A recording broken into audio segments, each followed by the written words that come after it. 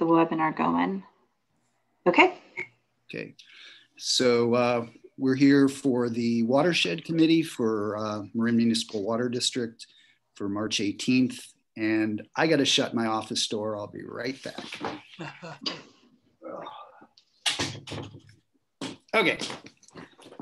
All right. Okay, so we're going to call the meeting to order, and the first order of business is to adopt the agenda. Is there a motion to so adopt? Move adoption of the agenda. Chair Bragman, do we want to do a roll call first? I think that's That on the agenda as well, to see who's here. Yeah, thank you. Thank you. Okay, great. Director Gibson? Here. Director Russell? Here. Director Schmidt? Here. And Chair Bragman. I'm here. Okay. Then the next order of business would be to adopt the agenda. Does one of the directors want to make a motion to so adopt? Move approval of the agenda. Second. Okay, roll call, please. Director Gibson? Aye. Director Russell? Aye. Director Schmidt? Aye. And Chair Bragman. Aye. So now is the time for public comment. We received pretty voluminous public comment. I think that was distributed to all the committee members. And that'll be incorporated into our record. Do we have any live public comment? Yes, I have Peter and Christina. Okay. Okay, go ahead, Peter and Christina. You should be able to talk. Unmute yourselves. Can you hear me? Yes. Yes. Hi, Peter. Hi, Larry. It's been a long time. I want to talk about, oops. Where'd you go? You're here. Oh, okay. I want to talk about two things. Fire repression and rainwater catchment. So here I go. I don't hold you responsible for climate change, the drought, overpopulation, and the invention of the mountain bike. But I think you as highly respected leaders in the community have responsibility to sound the alarm.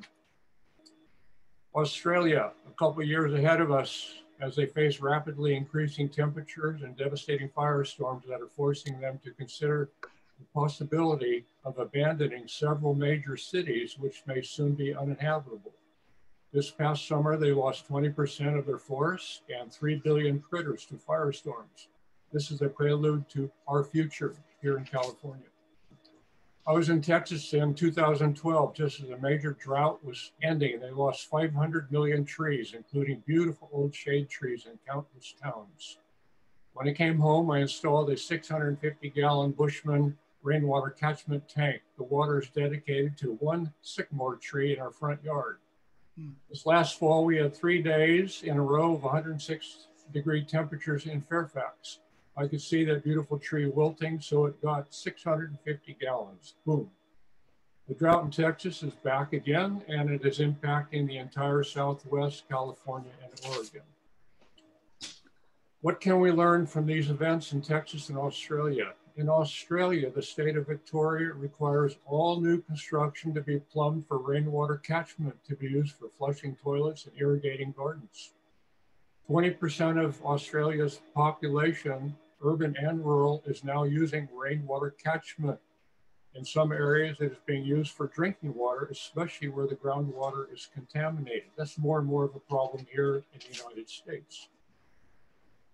Regarding fire, Australia's response to fire and heat takes many approaches. Professor Dale Howes, director of the Asia Pacific Natural Hazards Research Group at the University of Sydney, argues the current bushfire crisis, which I repeat destroyed 20% of Australia's forests nationwide and 3 billion critters, represents a new normal, and the government needs to act. I say MMWD needs to act too. We need new approaches to wildfire management, a professional paid workforce capable of round the clock, round the year deployment, capable of responding to disaster. MMWD now has a skeleton fire crew reduced by half in 20 years. We need to reconsider this. To conclude, if 300 people collect 1,000 gallons of rainwater, that would save almost an acre-foot of water to be used for drinking and bathing and fire repression. Multiply that by 10,000 people in Fairfax and San Anselmo. Right now, it's like we're one of the few who have been vaccinated for the virus. We need everyone on board to make a difference. Sir? I realize MMW is in the business of selling water. Who will take the lead? Thank you. Thank you, sir. Okay, Yeah. we do have one more comment. Let's see. It is the raised hand. Patrick, Patrick. Hello. Hello, sir. Yes. I wanted to make some comments on the regulations and enforcement issue that's on the agenda today. Patrick, this is Larry Bragman. This is really open time. You're going to have an opportunity to talk about that when we discuss that item. Thank you. So, yeah, so we'll just stay tuned and we'll get you. Okay? Okay. The next person I have raised hand, Joan Bennett. Allowed to talk. Miss Bennett or Joan? Hello, can you hear me? Yes. We can. Hi, Joan. Hi. Yeah, hi, Larry. I have the same comment. It's Joan Bennett. I have the same comments that Patrick has, or not the same, but on the same topic. So I'll wait until later. Okay. Okay, stay tuned. All right, then I do have another hand up, Laura Charlton.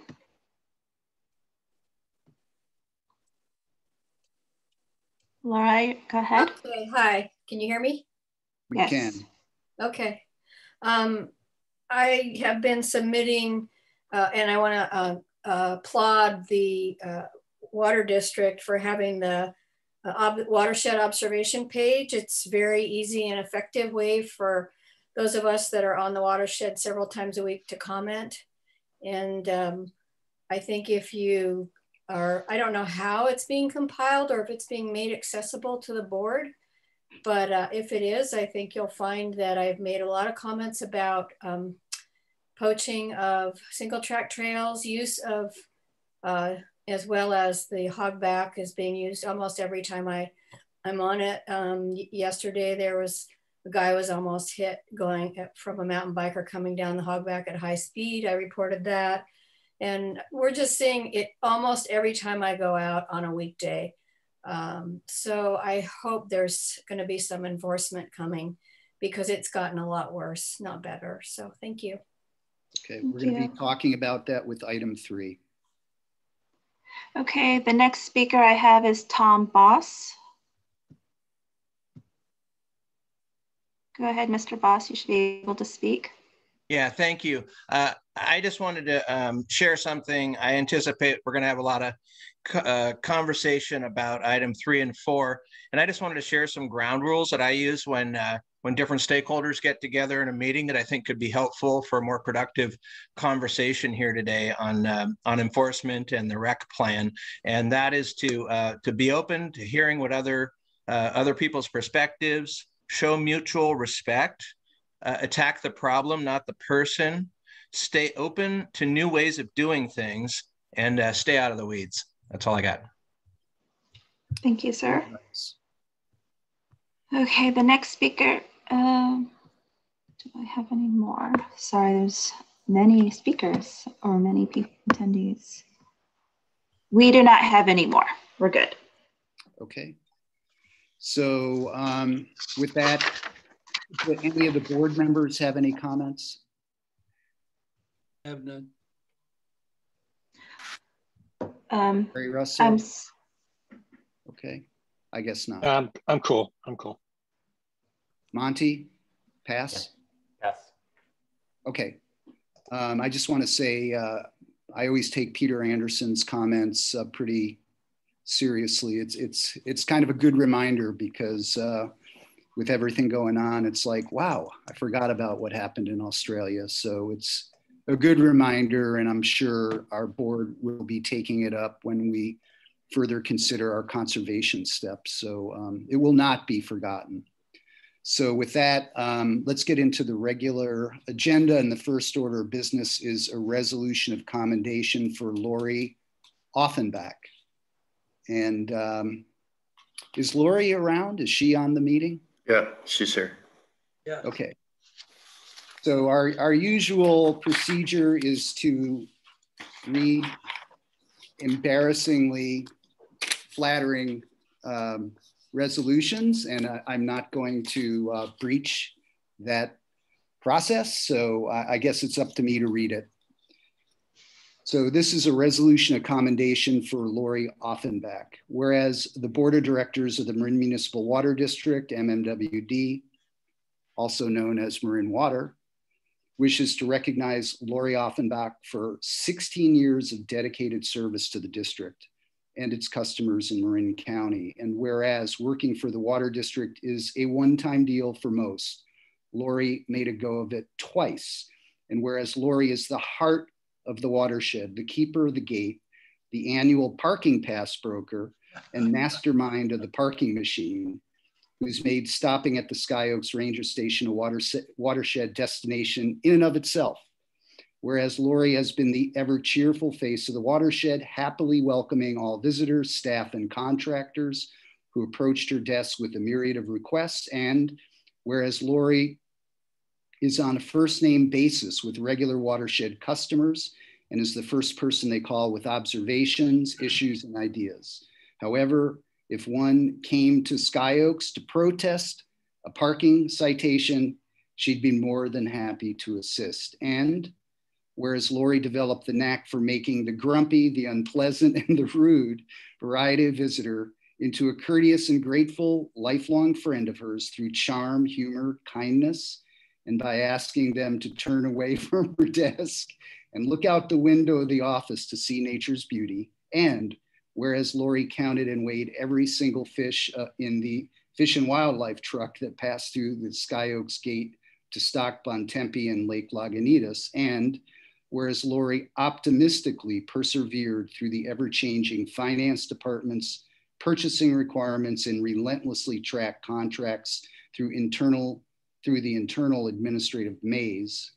And whereas Lori was always willing and able to help out her colleagues, the public, and anybody hosting an event, her skill and instinct helped earn her the nickname of Lori Awesomebach. And whereas Lori caught a visitor disregarding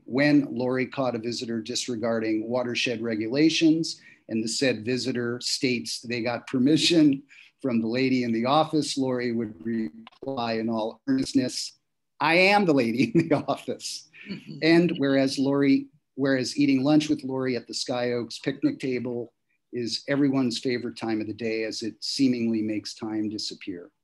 And whereas Lori was the true watershed hipster, making sourdough bread years before it was a COVID fad, and was always ready to bake a delicious treat for a watershed staffer's birthday, which will linger in our memories as well as on our hips. And whereas Lori has been the spiritual leader at Sky Oaks, helping to maintain a positive outlook in the face of occasional disappointments through the magic of her special meditative chant, I love my job, I love my job, I love my job. And whereas there is a clear hierarchy in watershed management, and we all know we really work for Lori. Now, therefore, be it resolved that the Board of Directors expresses its sincere appreciation to Lori Offenbach for her services and contributions to the Marin Municipal Water District, and wishes for her good fortune, continued good health, and joyous caravanning adventures with her grandchildren. Resolution approved at the regular meeting of the Board of Directors held this 18th day of March, 2021. So. Yeah. So good work. Lori, do you want to make any comments or get further embarrassed or? No, it's all good. I just want to say thank you very much. I had kind of a little speech, but you know, I just want to say thank you, you know, just for everybody. I want to say to Mike Swayze, Sean Horn, and I'm going to throw Dawn in there, that I want to say thank you to 3 of the best bosses I have ever had in my whole life. And you made working up here on the Watershed just so much a great pleasure. So thank you very much. And thanks to the board and my coworkers. I've got just a great group of people that have just made me look really, really good and helped me out. And I'm going to be sad to go, but it's time for some, you know, new opportunities and some new adventures. So thank you very much. Thank you. Thank you very much. Okay, we'll see you out there, okay? Oh, I'll be out there. Yeah. Thank you. Director Bragman, I think I have a public comment on this item. Recognized. Okay, Larry Minikes. Go ahead, Mr. Minikes. I'm there. Lori, thank you. We're going to miss you. You've been wonderful. I've always loved to deal with you. I just want someone in the public had to say something. So there you are. Congratulations. And thank you. All. Thank that's you. all It's been fun. Good luck. Thank you. Yeah. Okay. And then I have Mr. Tom Boss. Oh, good. Hi, Tom. Hi.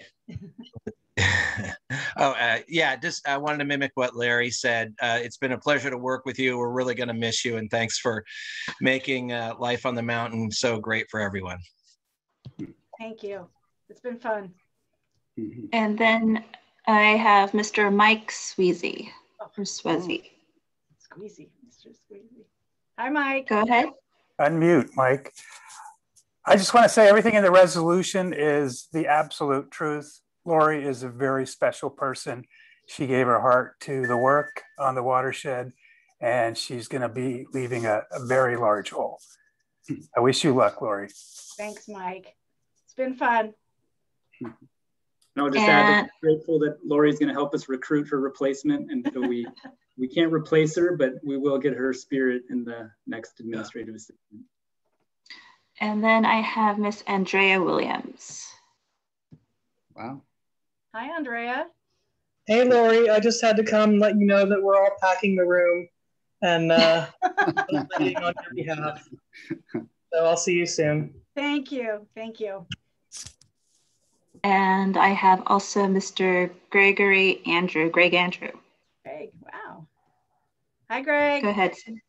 Hi, all. Thank you, Lori. It touched on the work you did, and you couldn't go through a long enough list of everything on your to-do list. They really want to just make sure everybody understands just how much you did. Your personality was outstanding, of course, and you've heard that, but you contributed so much and did so much. So it was a big load of work that you had. Mike gave you a huge long list, and Sean didn't shorten it, I know. So you did a lot, and we all really appreciated it. Thank you. Thank you. Hey, Greg. Yes, Lori. Word. Yeah, word. All right, you get it. Okay. All right, and I have no more speakers. All right. Thanks, everyone. Thank you. All right, I just have a quick, if I can make a quick comment. I'm hoping you're not going too far away. There's nothing good about this, at least from my perspective. The only thing good I'm experiencing now is hearing from Mike and Greg. Haven't heard from them in a long time. That's a good. And I definitely want to congratulate the author of the resolution. That was sheer genius. Yeah, authors, yeah. I think I got a lot of input, that's for sure. Yeah. Great group of people. Great group of people, so. All right. Well, I'm still around till the end of April, so good. Can't get rid of me that quickly. Good. Okay. All right. Thanks, everyone. Very special. Our pleasure. Our pleasure. Right. Thank you very much. Okay. Thanks, everybody. That was great. Okay. Moving right along. I'm sorry, Director Bragman, did we have a vote on that to adopt the resolution formally? I don't remember after all of this. No. Not an all move approval. I think we probably want to do that. Yeah. That would be a good thing to do. Okay. Yeah, thank you. Let's do a roll call. I'm sorry, who seconded? I heard. I'll second. Okay, great. Director Gibson? Aye. Director Russell? Aye. Director Schmidt? Aye. And Chair Bragman? Aye. Thank you. Okay, now moving right along. We come to item 2, which is an approval item for the minutes of the December 10th, 2020 Watershed meeting. Any comments or corrections? Hearing none, is there a motion to approve? I'll move approval. Second. Okay, can we have a roll call, please? Director Gibson? Aye. Director Russell? Aye. Director Schmidt? Aye. And Chair Bragman? Aye. Thank you. Okay, now we have item 3, which is an informational item presented by Crystal. And this is regarding watershed regulations and enforcement. Crystal? Yeah, sure. Good afternoon, directors. Crystal Yesman, Director of System Maintenance and Natural Resources. I'm actually going to pass this over to Don Wick, our Chief Ranger, who's going to give you a presentation on this item. All right, good afternoon. Thank you, board members, members of the public. I'm going to bring up, hopefully, my PowerPoint.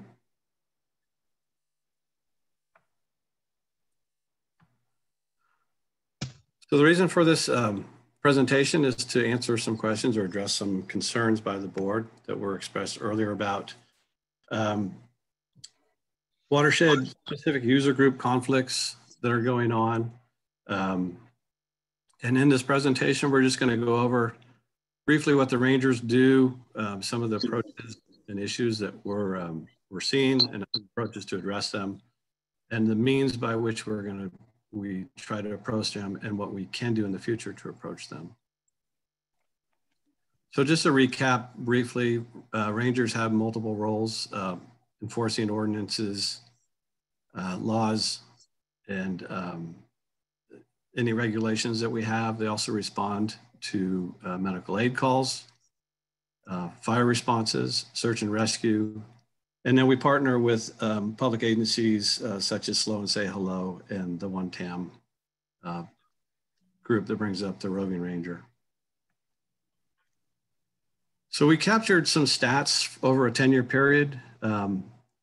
These are just a snapshot of some of the stats that we keep track of, and I want to bring your attention to the bottom part where you can see over the 10-year period from 2010 to 2020, the stats have increased notably throughout that 10-year period.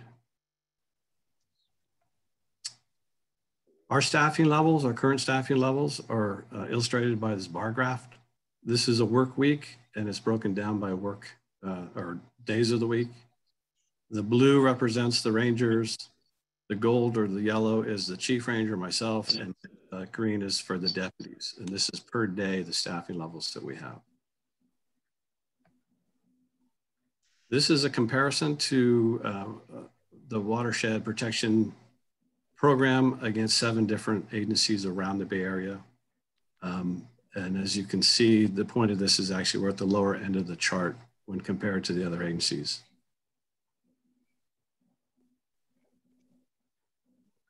So we have a variety of visitors. They range from walkers, hikers, cyclists, equestrians, dog walkers, fishermen, and naturalists. And in those user groups, there tends to be some conflict, usually on the trails or the roads. Overcrowding is on the trails becoming an issue. Dogs off leash is a constant issue. Bikes on trails that they're not supposed to be on is an issue. It's a constant issue for us. We separated the bike related issues out. There are issues that we deal with specifically relating to them, which is speeding, again, illegal use of the hiking trails or single track trails, and the impacts of the natural resources. Now, I made a note down at the bottom here that the majority of bicyclists are law abiding. They do abide by the regulations. But there's a handful of them that we deal with constantly that decided the watershed is just their playground and they can do what they want. So approaches that we use currently to deal with these issues. We have 4 avenues that we currently identified: regulations, the MMWD regulations, enforcement, which also kind of blends into the third one there, which is education and outreach. We do enforce, but we like to educate first prior to citing somebody or taking an authoritative action against them. And then we have some engineered controls that we can use, such as slow zones. In reviewing our current regulations, there are some that we can update and there are some that we should probably add. And just a snapshot, we have slow zones, but we don't really have a ordinance to specifically deal with people speeding through those. So that's something we need to look at. New ordinance for bicycles and natural areas or social trails. We do have an ordinance, a catch-all for some of this, like closed areas, we could use that, but there should be one specifically for that. Bicycles riding after hours, again, we use the park closed section rather than a specific section for that. And trail construction and damage to natural resources. Again, we have a catch-all section, but it'd be nice to have a specific ordinance against that. And then in reviewing the ordinances that we currently have, there are some fines that we feel should be upgraded, and especially for second offenses or third offenses. These are just a snapshot of the regulations that we feel should be updated. Trail construction, proposing a second additional fine, a higher fine for that if they're caught a second time. Bikes on trail. Currently, the fines are $35, $185. We believe that we should have a third and additional fine for that. That should be significant. That would help deter this behavior in the future. Speed limits, proposing a second and third fine for that, especially if it's a constant problem. We need to have some sort of deterrent, and the fine tends to be that as long as it starts to increase. Dogs off leash, we don't have a second offense fine for that. I propose that we do, because a lot of people we've caught multiple times and the fine just doesn't seem like it's doing its job. This is a snapshot of some new regulations that I'd like to see. Speeding in a slow zone. And as you can see, I've attached a second and third offense to it. Again, we're trying to make it sting a little more each time so they get the message. Riding in natural areas and social trails. Again, signing a second and third offense of that, trying to make it hurt a little bit more if they can, or if they're repeat offenders. Nighttime riding, same thing, second and third offenses, make it hurt a little bit more so they get deterred from doing that. And then the fourth one down there is any sort of fire during a red flag event. We don't have an ordinance for that or a regulation for that. I'd like to see one on the books for us. We did have an example of that last red flag event during last year, where actually a couple of guys from San Francisco came to Kent Lake and decided to cook some fish up there during the red flag event. So they were cited under a different ordinance. So some of the enhanced enforcement options that we have available to us and that we would like to see is we can confiscate and impound bikes for repeat offenders currently. We don't really do that, but that's something that we need to look at doing. Restrict repeat offenders' use of the watershed. We do have an ordinance that allows us to do that.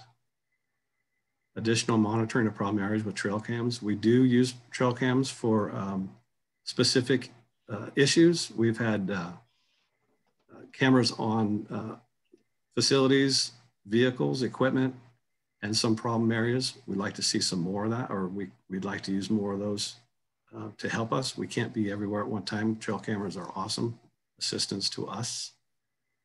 Evening patrols. We do some of this. We'd like to expand that though. We do know that we're aware of it as well as everybody else, that there's nighttime riders out there. I'd like to start addressing that. We do have LiDAR. All the rangers are trained to use it. We do get out. We monitor trails that we know are roads, legitimate roads that bikes can ride on. We do monitor them for speed. So we'd like to, again, that's an option to us, maybe pick it up a little bit more.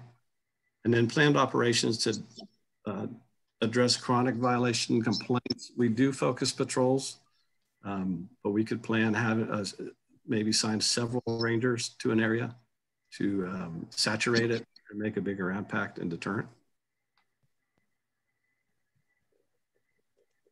In consideration of additional resource, if we were to assume that we're going to get 2 additional rangers, we feel that we can get out and hike, 10 to 15 more miles of trails a week. Again, increase the after-hour patrols from once or twice a month. Provide daily ranger coverage for the watershed patrol zones. We have 4 patrol zones. 2 are on the mountain itself. The 3rd is out, well, 3 of them are on the mountain. The 3rd one is out at Alpine. And then the 4th one is Kent Lake, Nicasio Lake, Sulahuli, and Keys Creek. And there are times when we don't get out to every area because we concentrate on the mountain, areas 1 and 2, which is the north and south side. That's where most of our issues are.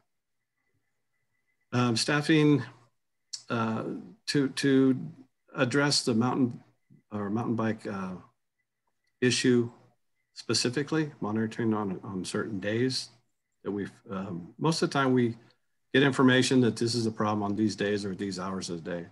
We'd like to dedicate some enforcement on that, which goes in hand with the focus patrol, where we are trying to target areas that we know are problem areas, receiving complaints. The watershed observation reports, we do use those. We use those to plan our focus patrols a lot of the time. And then expanded weekend coverage for high visibility or in high visitor use on the weekends also. Education and outreach, we do most of this currently. Coffee with a Ranger is once a year. It's a county-wide, basically a statewide thing, but we do it county-wide. We joined in a couple of years ago. Slow and Say Hello, MCBC, when they ask us if we allow them to do it on the watershed. I try to have a ranger stop by each time if they're available, they do. Watershed ambassador events, anything that the volunteer program is doing, we try to stop by, see what they're doing, answer any questions or help if we can. Again, working with the One-Tam Roving Ranger program, they have us generally give us a schedule when they're going to be on the watershed and where, and we have the rangers stop by, say hello to the visitors there, answer any questions that they may have, and then volunteer events, anything that we can do to support those, we do. But if we have additional rangers, we can do more of that. And then the partnering up with cycling groups, I think is important so that they don't see us as an adversary, more of a partner with them, or we're trying to work with them, try to get them to realize why we do what we do and what we're trying to protect up there. Engineered controls, again, increase our partnership with different groups, Saying Slow and Say Hello, excuse me, and MCBC. There was a proposal to do a bell program, I think on several different levels. We'd certainly be interested in doing that as a warning to hikers and walkers. Continued expansion of the speed zones in high use areas. Speed zones meaning the slow zones, slow people down in the high use areas. And then consider modifying some of the trails. And most of this will be talked about in the recreation plan, hopefully, but there is talk, and I've received several phone calls from people talking about either these bikes shouldn't be allowed on these trails or roads, or it should be one way to simplify things and avoid conflict. Maybe we consider downgrading or reclassifying some roads or multi-use trails to just pedestrians, and consider alternate days of the week for different user groups. That has been used on other different land managers to some success, so it's something that we should look at also. Mm-hmm. So the next step for us, probably work with the council for the district and reviewing our fines and ordinances and creating new ones when appropriate, strengthening our enforcement approach, continued expansion on education and outreach, which I think that's a key part of what we try to do is educate, outreach to our visitors, and to the groups, explain to them why we're doing what we're doing so they understand it. Evaluate the engineered controls as part of the recreational plan. Our rangers are interested in if that plan takes hold and it actually gets into the planning stage, they really want to be a part of that, which I think is encouraging. And then consider additional ranger resources, plan for additional rangers in the fiscal year of 2022 and 2023. And then consider staffing the Sky Oaks kiosk with a civilian temp hire or civilian employee on the weekends. We did this when COVID was really impacting the watershed. And we still do find ourselves having to close Sky Oaks from time to time because we've run out of parking spaces. Having someone in the kiosk gives the public someone to physically see, talk to, get directions. Our parking sites went down dramatically because they were being directed to the pay machines if they didn't have an annual pass. It just gives them an outlet. If they see a problem on their way out, they'll stop and relay those problems, and then the rangers will be advised of it. So it's a huge, huge help to the rangers to have someone staff that kiosk. And that is my program. If you have any questions. I have a question, Don. On the, when you get to the higher fines for multiple offenses, is there a time period on that? Is it 3 in a year or just a lifetime period? A lifetime. If they've already been caught once, if they want to repeat it, they're going to pay a higher price for it. Okay.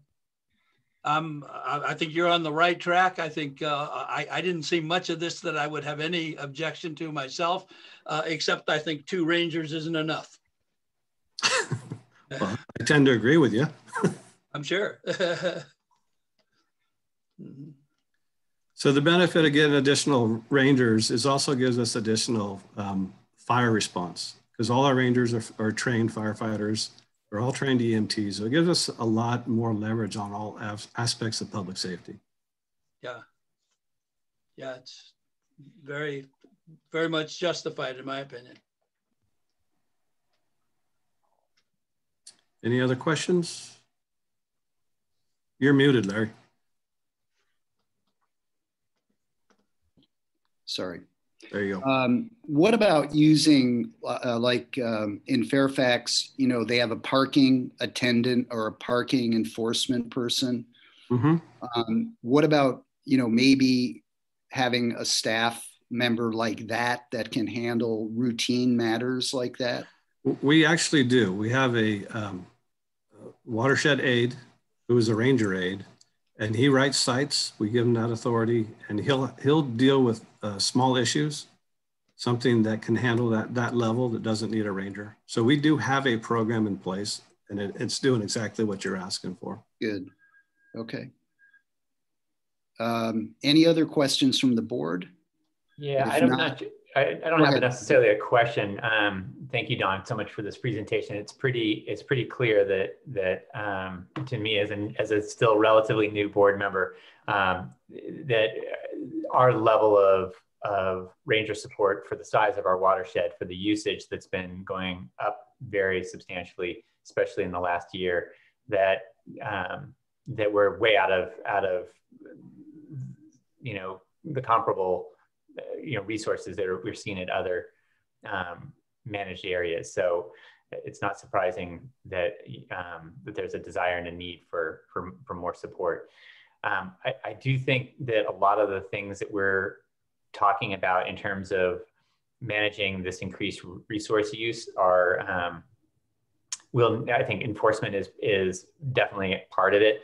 I think education and outreach is also going to be really important if we're really going to achieve what we want, which is people using the watershed respectfully and enjoying it as a resource, but doing it in a sustainable way. So I don't really have a question. I think it's more of a general comment that I am going to be particularly interested in seeing how we meld enforcement with education and outreach with particularly a lot of the user groups who are attending today's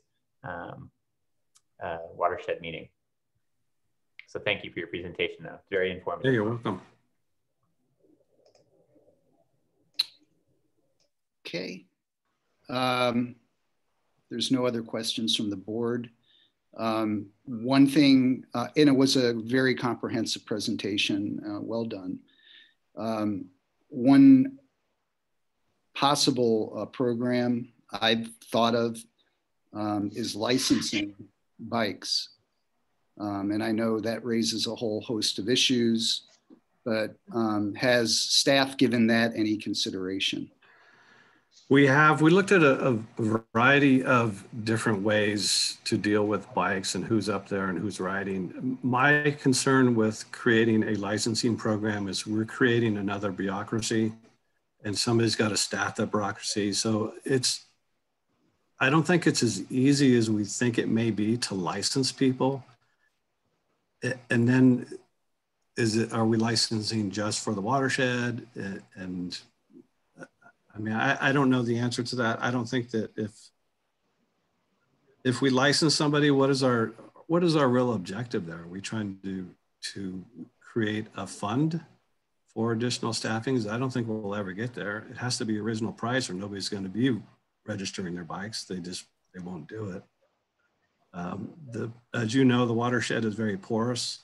There's lots of different areas. So do we now have to maintain a visual patrol over in the Kent Field, or I'm sorry, the Kent Lake, San Geronimo Ridge area where they probably aren't registering their bike. They're probably not coming over to the Sky Oaks area specifically. I see a lot of problems with that. Doesn't mean we can't do it, but I do see a lot of issues with it. Okay. Director Bragman brought this up, and this is a question actually that I was hoping to explore further. And I, again, new to a lot of issues, so forgive me for things that I may be treading in an uninformed way on. But you know, having some sort of registration program strikes me as a place where, when it comes to enforcement, it basically allows somebody to be identified and by a tag. I think it would allow for better tracking, and I think also the registration process, you know, can help offset funds of what it costs to run a program, but also, again, provide an opportunity to really point out that registration of a license is also about learning about the watershed and participating in the watershed as a constructive recreationist. And I think that it also would help, for folks who, if they have to show some sort of registration tag on their bike when they're riding, if there are complaints, then there's a number there that someone can say it was bike number 6937 or something, and that can lead to some education and outreach, again, in a way that wouldn't happen maybe otherwise. So I'd be interested in exploring this further, if to the extent that it proves valuable. Yeah, I think that's absolutely right. That the big value of the licensing is the identification. And for years, I've heard complaints from the rangers that it's just, you can't identify people. It's not easy to do, especially with a small number of rangers. But what also jumped out at me at your presentation today, Don, was the possibility of excluding people from the watershed, taking away their privilege. Right. A licensing system would help us do that, enforce that. Yeah. I don't disagree. I think that the people who are obeying by the rules and regulations already aren't going to be our problem. And the ones that aren't, I don't know if they're necessarily going to register their bike or have a visible tag if they decide that they're going to go ride a single track trail. I'm more curious to hear what the bike community would say about that and whether they would support it. Yeah. I do want to add one additional item to the discussion around licensing that we need to consider, is that when we put a licensing program out there, you are going to be taking time of the rangers to go after everybody that does not have a license. And so until that program is up and running, there's going to be a lot of time for the rangers away from their other duties that are going to be focused on this. And that's going to be hard in terms of just how porous our watershed is. And then from an equitability standpoint, I think we need to really be mindful of, when you charge somebody a fee for recreation, that you are excluding some people from that opportunity. And so just as we think about a recreational fee of any type for biking, we really need to think about which community is impacted by that decision. So that's and social equity, the social equity of it. Yeah. We can have a licensing program without a fee. You know, it's just register and get the license, and then you're allowed to come on. We don't have to associate a fee with it. Great. Or we can have a waiver of the fee. It seems to me that we should be thinking about RFID here and getting this out of the old style of thinking of writing things down. Just have an electronic detection like the Bay Bridge tags. I'm sure we could buy tags from Caltrans to do that. And the new tags are about 4 inches long and 1.5 inches wide. They're not very large. They could have a number printed on them. So, you've got a way, and if you want to talk about people coming on without a license, then if they pass through the RFID detector, you take the picture, and it would detect that just like the bridge does, there's no tag, you take a picture. Yeah, there's a lot of different, and we did look at that. Crystal had mentioned that a long time ago, looking at that exact program for the most part, or barcode, something that we could identify readily. There's a lot of different things that we can explore, but again, I'd like to get some input from the bike groups. Yeah. No, I think what you presented is a great introduction, very comprehensive. So I think everybody wants to hear what the public has to say, if folks don't mind, if we open it up. Okay, great. Just want to remind the speakers, please remember you have up to 3 minutes. Once the 3rd minute hits, I will mute you so that we can be fair to the other speakers and callers. So, how many folks do we have? Well, attendees, we have 82, but I'm looking at about 10 speakers right now. Okay. All right, let's go with 3 minutes for now. Okay, 3 minutes for now. Okay. First speaker is Mr. Samuel Turney.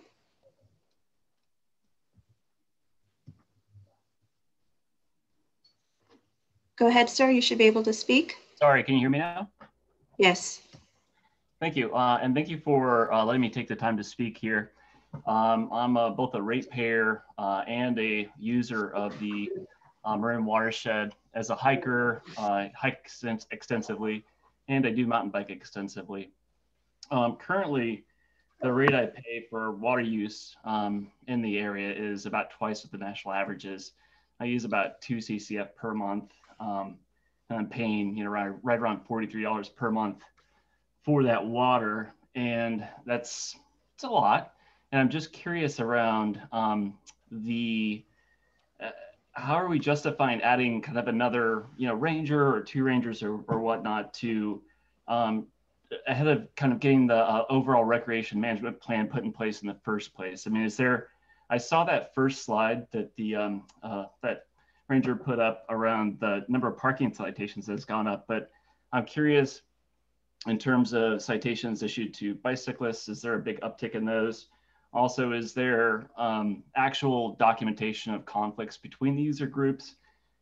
Because I would like to see a lot more, I guess, kind of effort put into planning and outreach versus, hiring more people to police the area, writing more tickets, creating RFIDs, licenses, and so forth. Taking kind of a more strategic approach, long-term, that's going to serve the district in the coming 20 years versus tactical, let's hire someone and spend a bunch of money and then kind of be in the same boat.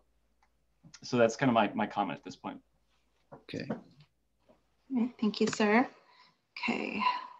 Don, do we have statistics on bike citations? Do you have them handy or? I don't have them handy, but we do keep track of all that stuff. Okay.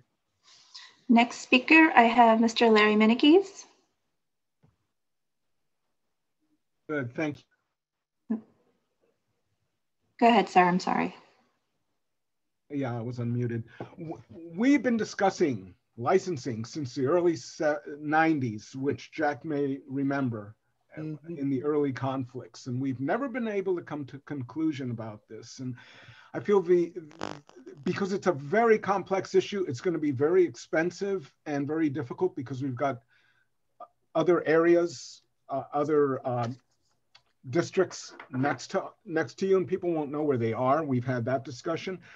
That the way this may work only is through statewide, some sort of statewide program, because for the district to take this on, I just see it as a huge morass. And I also wrote to Ben Hornstein on Tuesday, and I'm going to go away from the biker hiker thing and to in general. And working out in the watershed, pulling broom, particularly on weekends, away from trails, we're hearing an enormous amount of noise, like never before, because we're getting visitors that are really not used to being out and don't understand where they are.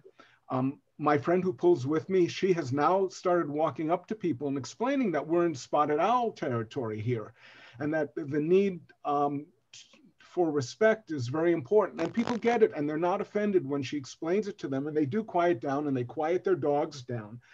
And I would suggest, from traveling national parks this summer, they do a lot of signage. Some of it is signage saying, don't go on social trails, which is another big problem that we're having right now.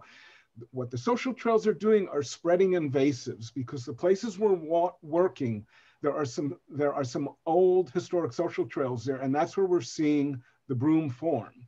That's a big problem. And my suggestion is, and we've always been against over signage, but the idea of kiosks that teach people on the spot where they are, what the sensitivities are, and what is expected of them, so that at a trailhead, you'll be able to see this, because we're not getting through them any other way, and we can't expect the rangers. We're never gonna have enough rangers out there at any point. So we need to look at some passive methods of changing behavior out there.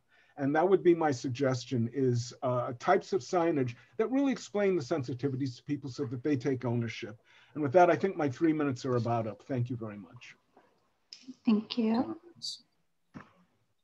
Okay, the next speaker I have is Richard. Go ahead, Richard. Hi, thank you. I want to say thanks to Don and Sean and the staff. So, look, education leads to better outcomes in enforcement. That's just common sense, and you can look almost anywhere for an example of that. And so I applaud that people are focusing on that.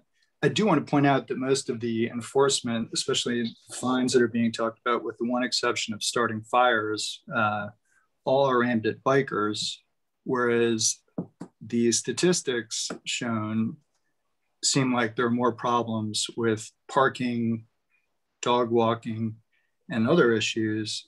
So it does seem a bit one-sided.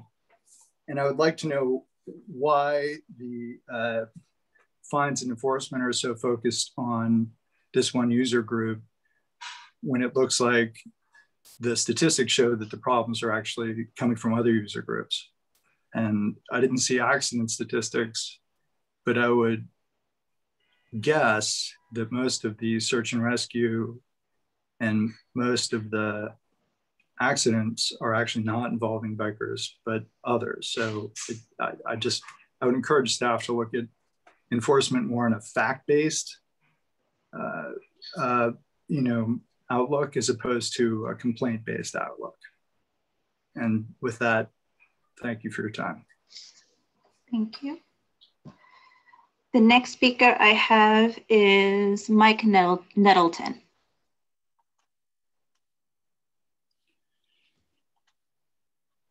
Hi, I wanted to kind of piggyback off of the previous speaker.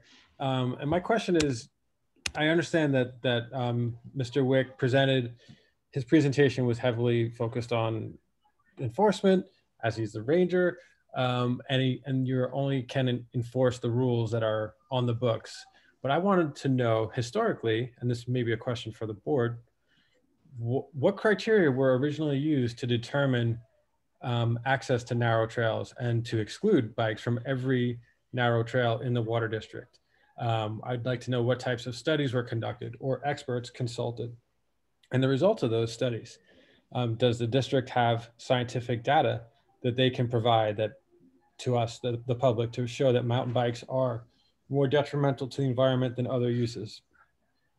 I think an approach to kind of look at the access rather than just ramp up enforcement might be more productive.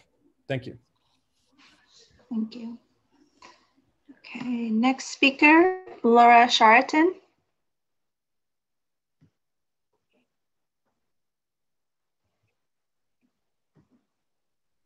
Hello, Laura. Go ahead, Laura, you can speak.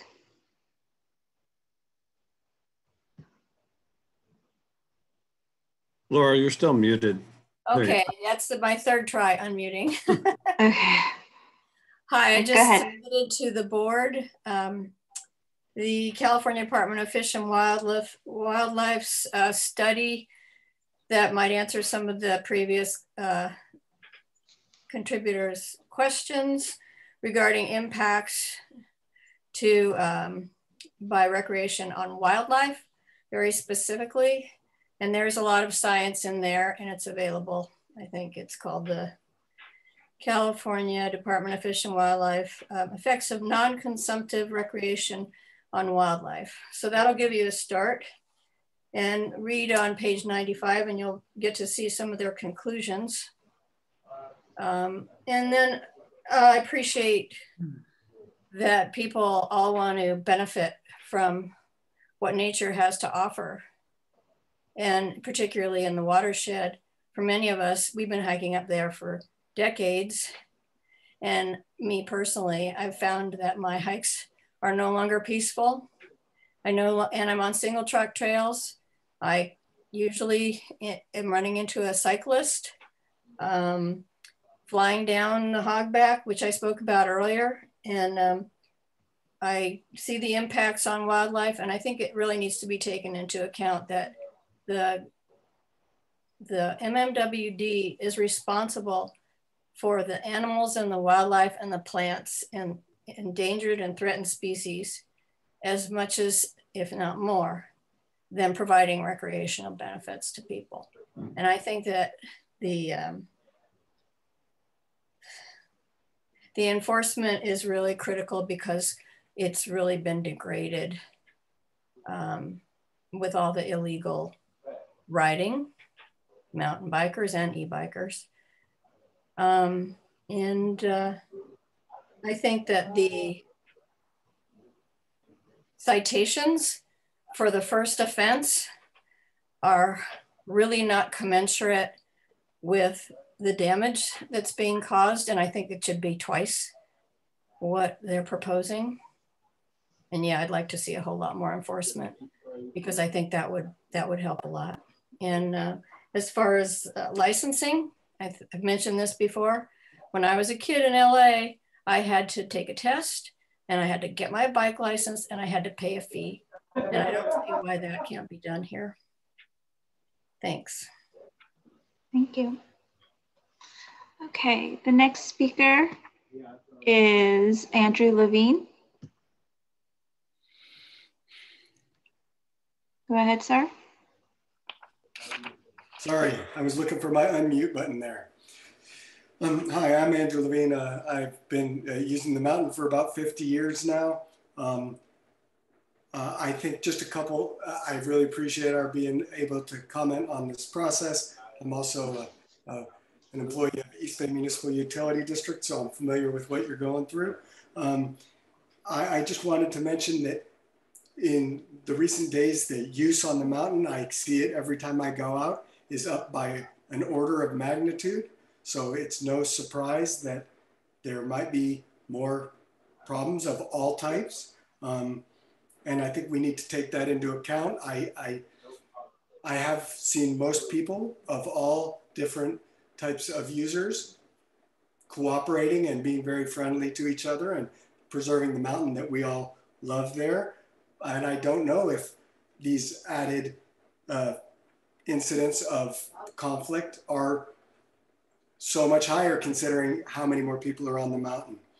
I think things like licensing, you know, they've been talked about for years, but they haven't been done because they don't really work.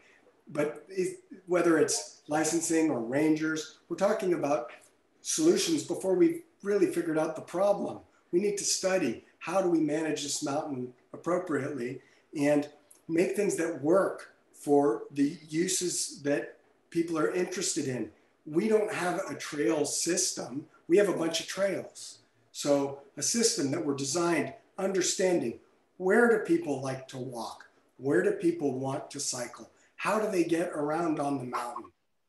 Can we have purpose-built trails that are designed for getting people up or down the mountain on in certain modes, horse, foot, bike, whatever that might be?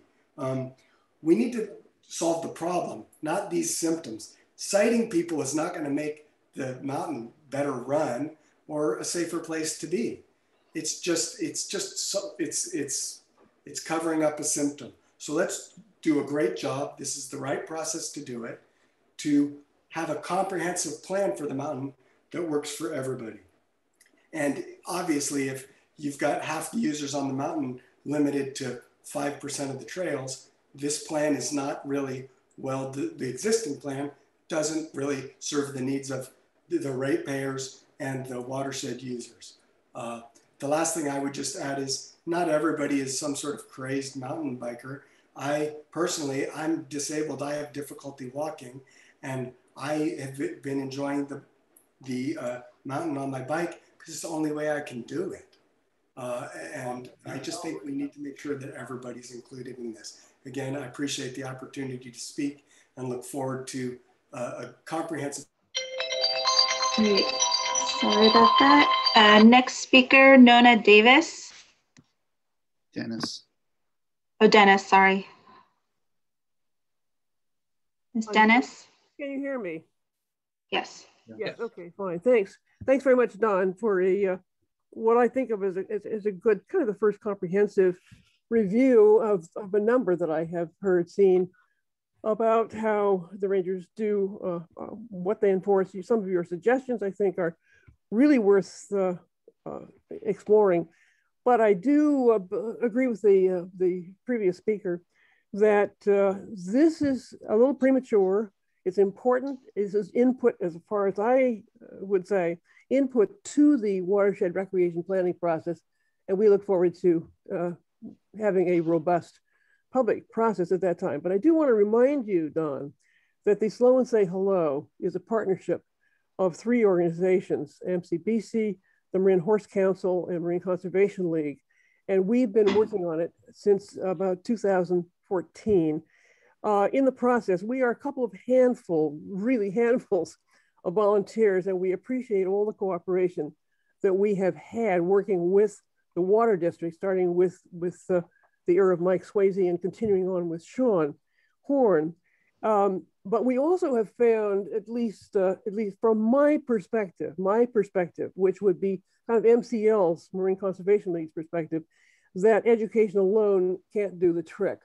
We, in the partnership of the So Say Hello, have agreed very strongly with MCBC on 2 issues, one of which is that we need more courteous behaviors on the part of all users on the watershed, as well as the other public lands. And we also need people to be extremely mindful that it's a privilege to be in nature, and we have a responsibility to take care of it. So how to be more responsible toward protecting the natural resources that we expect to last for future generations.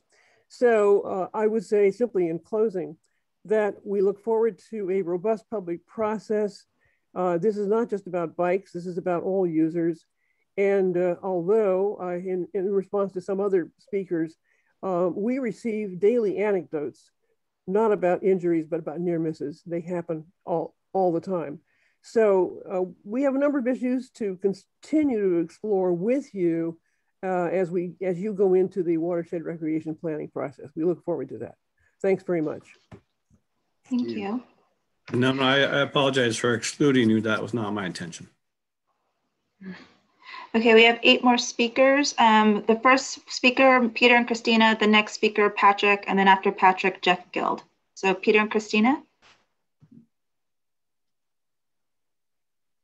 Can you hear me now? Yes. Okay. I'm in favor of the licensing program. Like I grew up in San Francisco, and every kid had to have a license for their bicycle, and we thought that was pretty cool. It made us feel like adults. So it obviously worked in San Francisco, and according to Laura, it worked in LA. The other day, I was up there walking on Sky Oaks Trail across the little wooden bridge over the vernal pond there, and half a dozen riders came up behind me. They're all wearing masks, and they all said hello, which I really appreciated. And then they cut off into the field to the left and rode their bikes single file through the meadow right after the rain. And if they had licenses, I could have reported them. I really wished I could have done that because it just drove me nuts. And when I got to the Alpine Lake estuary, at the end of our walk, there were two riders crossing the lake bed from one side to the other. And I wish I could have reported them too. That was just in one hour walk. So licensing is an excellent idea. I hope we move forward on that. Thank you. Thank you. Okay, next speaker, Patrick. Yes, can you hear me? Yes. Okay. Yeah, I just wanted to give you a little history of me. I moved here to California in 1997, and I started mountain biking back in 1990 in Michigan. And there are a couple places I like to ride there. One was Pinckney State Park, and another one Pontiac Lake State Park. And they had a trail system there that was separate for hiking and biking. And I gotta tell you, I never saw one conflict, never had a ranger with a radar gun out there. So when I moved here, I was really quite surprised at the lack of opportunities for riding single track trails. I mean, I've ridden China Camp so many times, I can tell you every stick and rock on that trail. But, you know, once in a while I go into the Watershed district and ride. But, you know, I think that if you give some opportunities and some trail systems for bikers, that a lot of these conflicts would go away.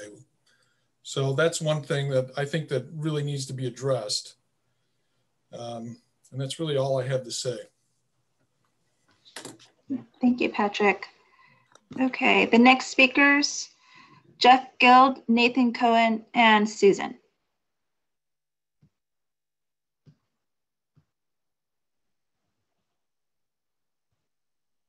Jeff. I think I'm unmuted. Can you hear me? Yes. Hi, my name's Jeff Geild. I'm a ratepayer. I'm also an avid hiker and rider in the district on bikes, not on horses, although that looks fun also. I agree with the general sentiment I've heard by many of the speakers up to now about the concern about putting the cart in front of the horse, about increasing enforcement before we do, you know, diligence in our planning, our recreation planning, which I think is the next item. I totally empathize with Dawn about the challenges, especially currently with the increased usage of the watershed. I think it's a blessing and a curse. I think, you know, for the mental health of a lot of the people in the area and in the outlying areas, that the recreation is key, and is probably one of the biggest things that keeping us together, and keeping people sane. I just, you know, commend you guys on keeping people safe and being very patient. And on the other folks out there that who I interact with, whether I'm riding or walking, that are generally seem accommodating and patient with each other, rather than the kind of the incident alarmist kind of perspective that is, I think, has a disproportionate voice in the conversation. One of the things that Don mentioned in response to the licensing suggestion, I think was rather wise, in the increase in bureaucracy and revenue needed to support that type of initiative. And I think if there was that kind of wisdom that Don exhibited back 20, 30 years ago, whenever we came up with the rules about which trails were legal for bikes and which ones weren't, and you know, if the rules weren't being made by, if the rules were made with the foresight in what it would take to police and enforce and get to the point where you need to hire more rangers and escalate rates or escalate fines, I think if we had had that foresight when we originally created the rules, it might have generated a different plan, which I'm excited to hear what the ideas are in the next section. So, sorry about that. I'm sorry, Mr. Geild, the 3 minutes were up. Next speakers, Nathan Cohen, Susan, and Sam Luck. Nathan? Hello. Go ahead, sir. Thank you very much for your time. Happy to be able to contribute to this discussion. I am an avid mountain biker and hiker in Marin County. Been enjoying outdoors for you know, many years, and I want to echo some of the comments that some of the previous speakers have brought up. Mostly how important it is to identify a problem before seeking a solution. You know, I think this is one of the most critical things you can do. You know, an ounce of prevention is really going to do a lot more than just adding on more enforcement.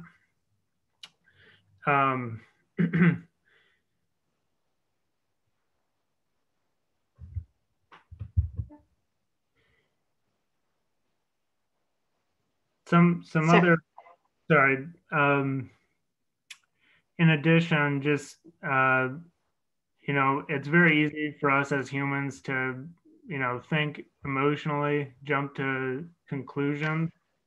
All user groups need to be supported in these plans. Targeting one in particular is not going to solve problems. It's likely just to exacerbate the problem. And I really encourage some of the people who are, for lack of a better word, scared of people on bikes, to think critically. And I am a strong believer that bikes on single track are actually much safer. It's a slow measure. Bikes on fire roads can go very fast. You have to slow down to be on single track. I think there are a lot of things that we could actually agree on if people keep an open mind. That is all. Thank you. Thank you. Okay, Susan?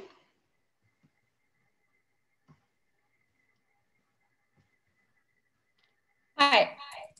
So I just want to point out that we need more data-driven enforcement. So people have been pointing to wildlife impacts, but I looked up that particular study, and the study points to hikers and bikes as a combined user group. So I wouldn't, again, separating your emotions from like what the data is, all user groups cause impacts. And there isn't actually any good factual data on which user groups cause what impacts.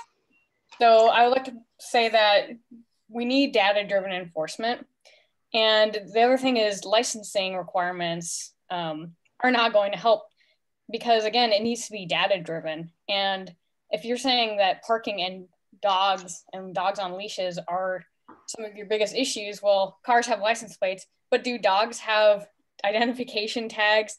Can we impound somebody's dog if they're off leash? And can you ban a dog from the watershed if the user keeps having them off leash? So it's again, a disproportionate response to one user group. And I just want to point out that, Again, no studies have been done to actually target the impacts from one specific user group. And the majority of trail users operate peacefully with one another. And the other thing is in that PowerPoint showing the number of rangers per acreage. I definitely agree with that. The population is growing, and it's clear that Marin doesn't have the same resources dedicated, but I don't think that hiring a ranger in response to a high level of complaints from one small user group is the right way to go. I definitely think following the data is the right way to go. And a lot of those other counties that they compared, those counties allow bikes on single track. Santa Clara allows bikes on 85% of its single track. So they have more rangers, but they're also using their resources very differently. So I would ask that the Watershed consider the way other places use their resources. Thank you. Okay, the next speaker, Sam Luck, please.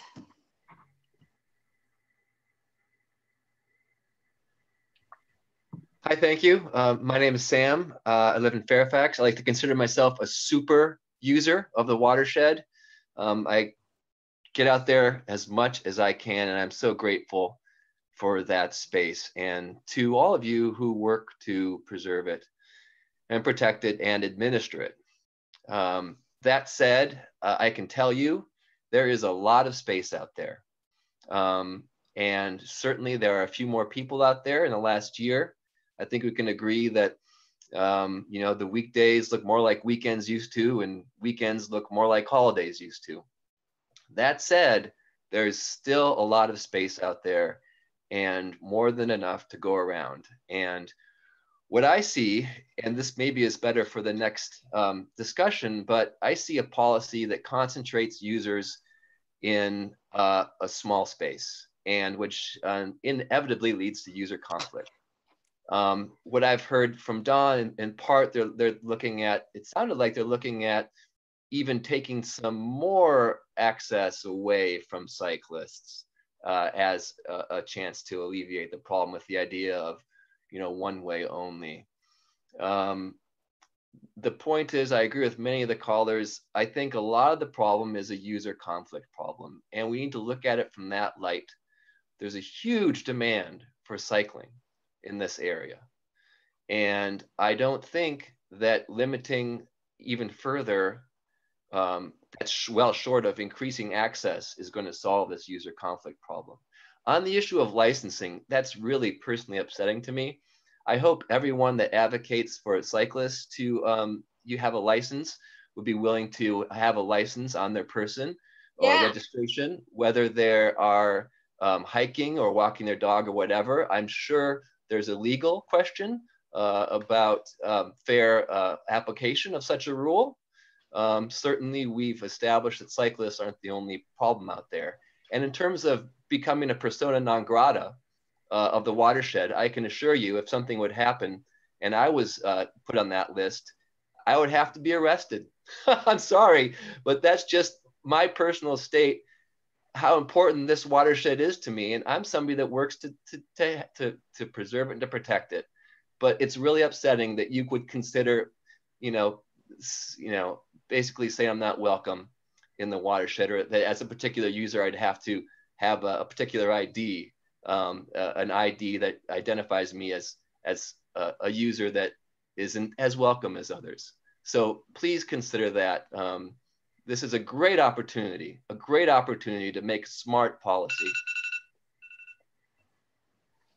Okay, thank you. We still have more speakers. How many? 1, 2, 3, 4, 6. Board, how do you feel about reducing to 2 minutes so we get through this? We still have another major item. Mm-hmm. Agreed. Yeah, I think it's a good idea. Okay. Sounds good to me. Minutes. So okay. Last speakers have 2 minutes. Okay, thank you. The speakers, A. Goldman, Steve Granville, and Lauren Harvey. Mr. Goldman or Ms. Goldman? Thank you. Are you able to hear me? Yes. Dan. Okay, perfect. Well, thank you very much for the board for having this hearing today. I think we can all agree that the watershed is a very magical place, and we're all very privileged and fortunate to have access to it. And I think it's in everyone's best interest to find a resolution that's safe, equitable, and fair. A few things I believe the board should really focus on and consider is tackling the issue before finding a remedy. And to that regard, I think it's important to find out how big is the mountain bike problem and what are its causes. Very important, I'd like to highlight from Don Wick's PowerPoint presentation is the fact that he states the majority of mountain bikers abide by the district's laws. I think that's very important. And Don Wick's identified that there's just a few users that are really problem users here. How would adding an additional ranger go to tackle those few users that are essentially continuing to violate the watershed regulations? I don't really see a logical connection there. Perhaps to require those select individuals attend an etiquette course would be more important. Additionally, on the informational item for item number 3, it talks about how visitation continues in the watershed, and many of these visitors may not be familiar with the district rules and regulations. Well, hiring an additional ranger to hike 15 to 20 miles a day, I don't see how that really tackles the problem of getting new visitors, people who are from outside the county, to understand the rules and regulations of the water district. I think it's much more reasonable to have more outreach, social media posts, to identify and explain what the rules are. Lastly. All right, sorry, sir. My time's up. Thank you very much for your time. Yes. All right. Next speaker, Tom Boss. Hello, everybody. Thank you for the presentation, Sean, Crystal, and Dawn. And I just want to say I appreciate what you're dealing with, Dawn, with the spike in visitation, and I think you're doing an excellent job, and everybody is very appreciative that we have this wonderful resource, especially during COVID, and it's one of the few things we can do to clear our minds and stay healthy. So thank you for keeping it open and keeping it safe for everybody. I do think a lot of what was presented is food for thought, and I definitely want to have some conversations about some of the enforcement tactics and engineering things considered. But I do think we're putting the cart before the horse. I think this should be done in tandem with the recreation plan. So a lot of what's being considered is probably better to be done through that process than a separate process. So I really encourage us to do this through the rec plan. Include the enforcement and some other tools in that process, and not keep it a separate item. And I also want to mimic what a lot of people say here. I think most people are good stewards of the park, the mountain, and to start to present some of these enforcement tactics, you might disenfranchise the vast majority of users who use the park responsibly and might feel that they're being singled out. So and I look forward to having conversations about these ideas, and also I wanted to suggest pilot projects during the planning process. We might look at some of the issues you're dealing with and join forces to try and try new things to see if we can manage these through. Okay, sorry about that. Okay, stop. Okay, the next speaker, Steve Granville.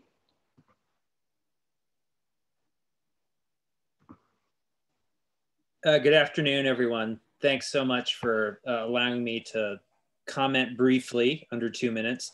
as well as thanks so much for the stewardship of the watershed, and particularly during this pandemic and keeping it open. This is a really sticky wicket. And most broadly, to throw another metaphor in here, I think it's important to measure twice and cut once. And what I mean by that is that really spending a lot of time making sure the RMP process is open, transparent, and pulls off of best practices from other watershed management groups around the world. This is a wheel that doesn't have to be invented out of whole cloth here in Marin, that there are a lot of great solutions to collaboratively share resources. And importantly, I have lived in Marin County for over 25 years, been a hiker for all those years, got back on a mountain bike just this year and have been really invigorated and sort of saddened by some of the attitude towards me when I'm on a bike versus when I'm on my feet. And I'm totally open to increased enforcement. I don't know if the data is really presenting a compelling case. For instance, this increase in complaints, I worry is potentially some of those are done in bad faith. At the beginning of this meeting, when someone quipped that, yeah, there are hikers that want to see mountain bikes never, on the mountain again, that gives me pause to think, are people calling up with real complaints? And so I think, and I'll sort of end my comment here, really having decisions around enforcement and hiring and budget should be come after an RMP process that really looks. Okay, thank you. The next speaker, Lauren Harvey, then Megan Harwood.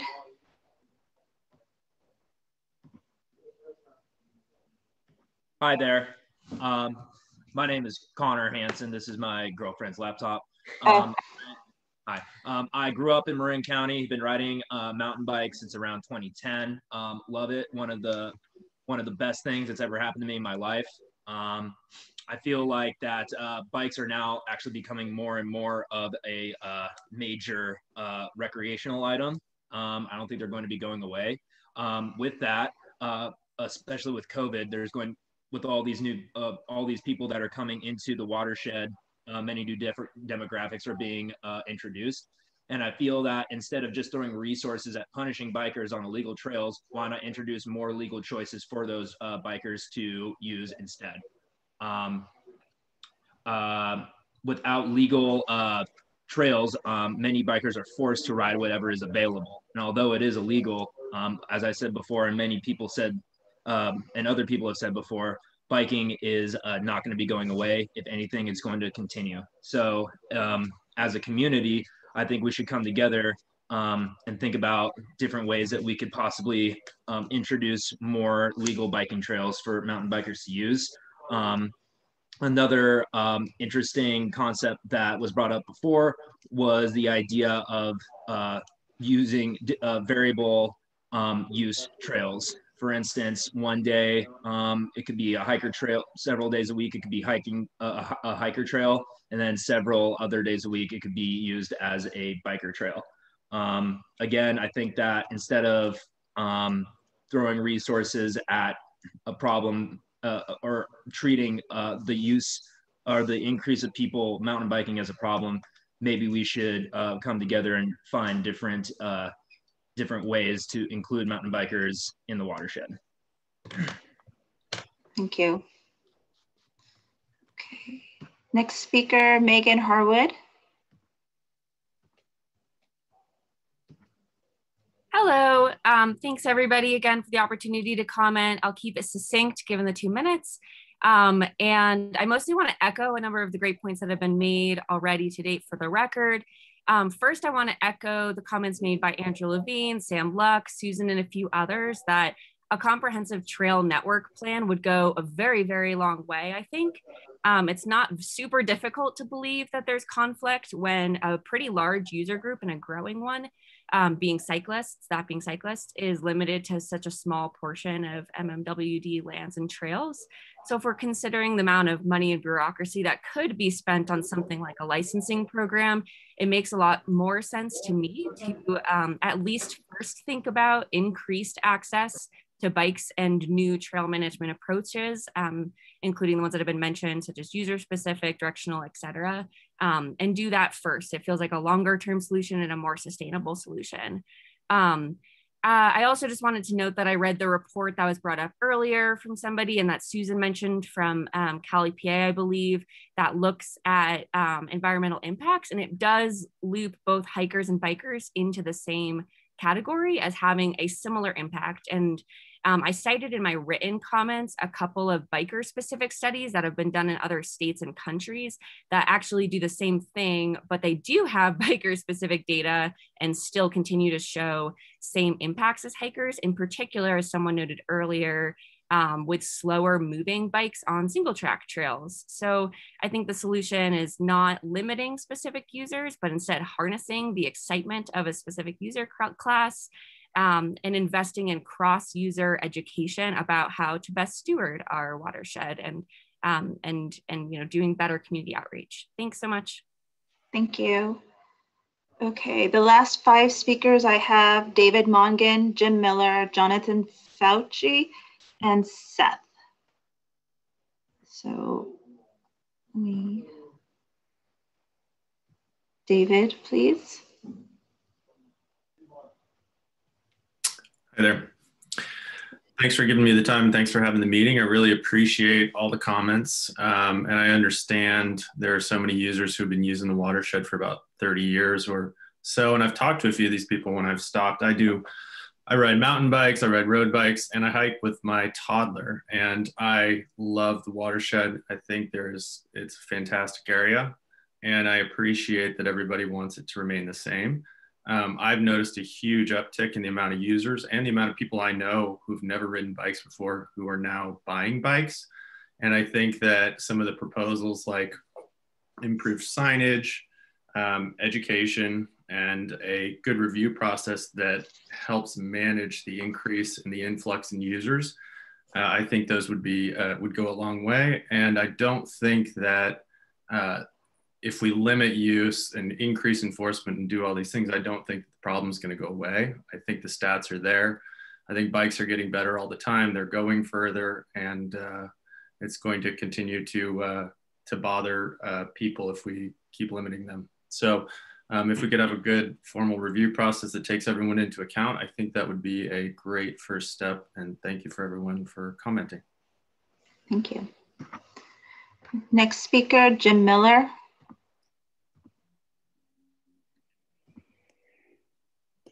Hi, it's Jim Miller. Thank you so much for having me on. I'm an avid mountain biker and I'm an avid outdoors person and have been so here in the Bay Area since 1990. And I remember the time when most of the single track was taken away from mountain bikers in 1992.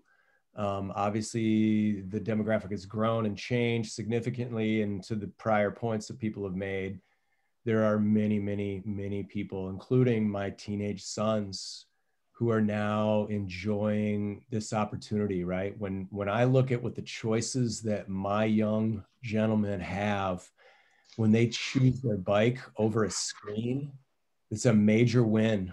It's an extraordinarily different opportunity set than 90% of what I'm seeing the kids going in that direction these days. And when I see them go out and enjoy that, get a healthy action, interact with people on the trails, show respect for our environment, I just cannot imagine any reason to try to quell that. And so when I think about increased patrol and enforcement, no one wants to get run over by anybody. I've been run over by horses out on those trails, right? I've had rude hikers in my face. No one wants that to happen.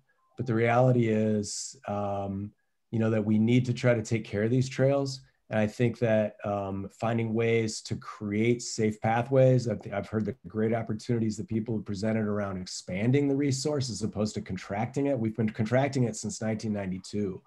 And so for you guys to come in and say what you're proposing to do, I think is relatively short-sighted and certainly not in keeping with what's happening in the reality out here. My kids need, they have to get onto roads in order to access mountain biking trails. We need more connectors. We need more places for them to safely go in and out of their recreational opportunities to link together the open space that we have.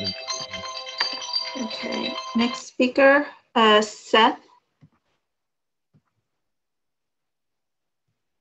Hello, can you hear me? Hold on, Seth. Let me time this. I'm sorry. Sure. Okay, go ahead, Seth. So I think just to start off with, I think that mountain biking is a great way to get people engaged in this sort of, in this entire situation. I'm a hiker, but I really think that by sort of excluding mountain bikers and like not really like allowing them on the trails or ticketing them for the trails, I think we're going to leave a lot of people out of the circle of people that would potentially be involved in this situation. And like, if we're really concerned about preservation, it should be about including all the people that could eventually help us preserve this amazing gift that we have, which is the, Marin County Water District. So that's just about all I have to say, but I think the path to preservation is to be inclusive. Thank you, Seth. The next speaker, J. Price 2. J. Price 2. Yes, I'm here. Yes, go ahead. Yeah, I'd like to just voice my opinion and say that I'm super happy to have the watershed in my backyard. I'm also proud to be part of the next generation of mountain bikers in the area, given this to be the birthplace of mountain biking. I'm just kind of shocked at the level of enforcement in the area, especially being from the town of Corte Madera, where I have a lot of neighbors and see people passing every day on mountain bikes, and it just seems like everybody in the community is behind riding bikes. So to see the new proposals of enforcement and some of the regulations and trails, and to hear some of the stories of hikers, it's really disheartening. And I look forward to the next generation in the area of mountain biking. That's all I got to say. Thanks. Thank you. And then the last speaker is JP Mazan.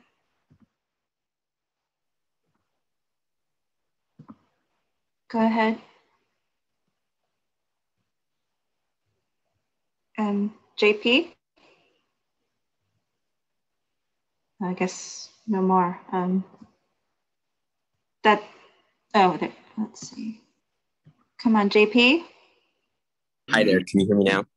Yes. Perfect. So I am a high school freshman on the Tam High mountain bike team.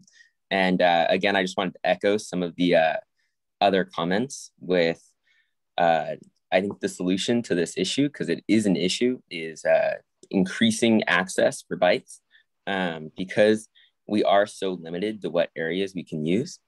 And really, I think that there's so many kids that are interested and want to help with this issue that it would be a really good, it would be in, I think, everyone's interest to increase portals for kids of middle school and high school age to be able to not only meet the faces behind the rangers and the people who are in charge of the MMWD district, but also meet people who are really interested in the well-being of the watershed. And I think that a lot of us are really interested in preservation, and we just want to help any way that we can, but there's not a lot that we feel like we can do.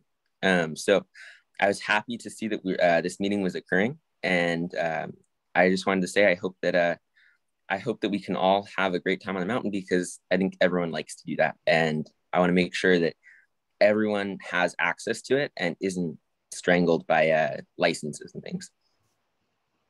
Thank you. Thank you. Okay, I believe that is it. Let me take one further look.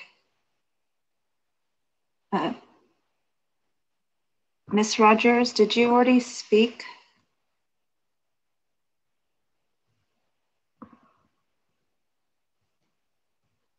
Miss Rogers?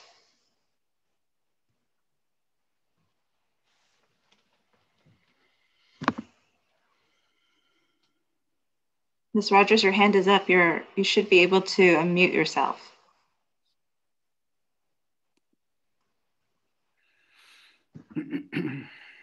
Okay. Okay. No. Yeah, that's it. Okay. Okay. Let's bring it back. It was a good discussion. I want to make just a couple comments.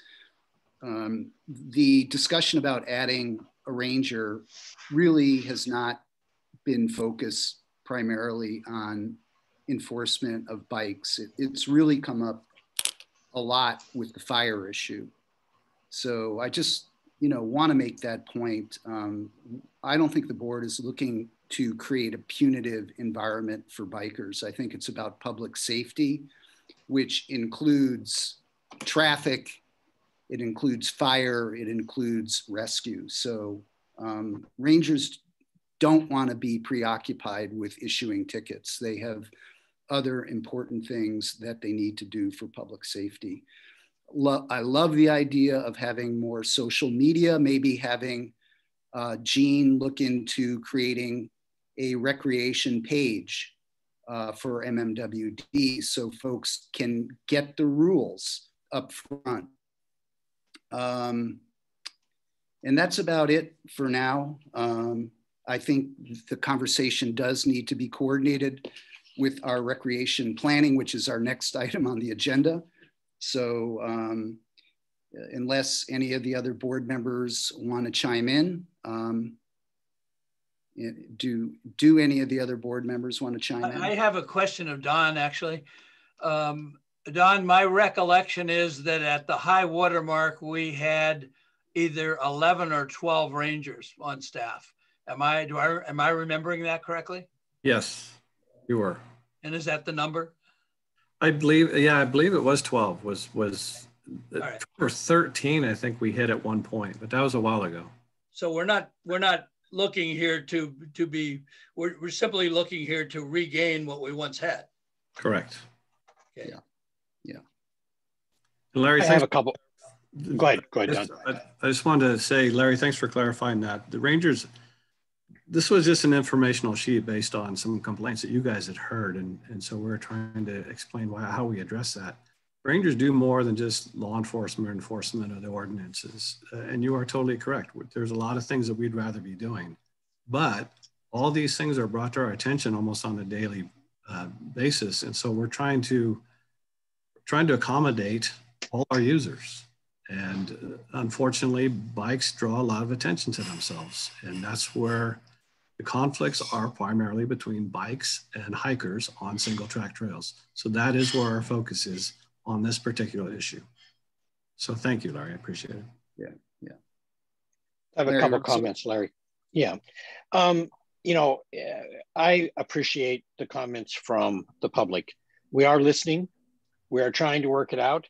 One of the things about a water district is we have to basically please everybody all the time. At least that's our goal. In the water business itself, it is not an option. We must meet all the standards all the time. And I have two questions along that line. The first one is, I wonder how much of this is a temporary problem that's basically been exacerbated by the COVID situation. I understand there's a long-term issue, but I'm talking about the short-term crunch of the descriptions of, I've never seen the watershed so busy and all those things. So we need to keep that in mind, that we may be getting everything compressed because of people having the time available to go onto the watershed during the week, which they normally wouldn't have. The second thing is, I think it's really important for everyone to remember that I heard someone refer to this as open space. It's not open space.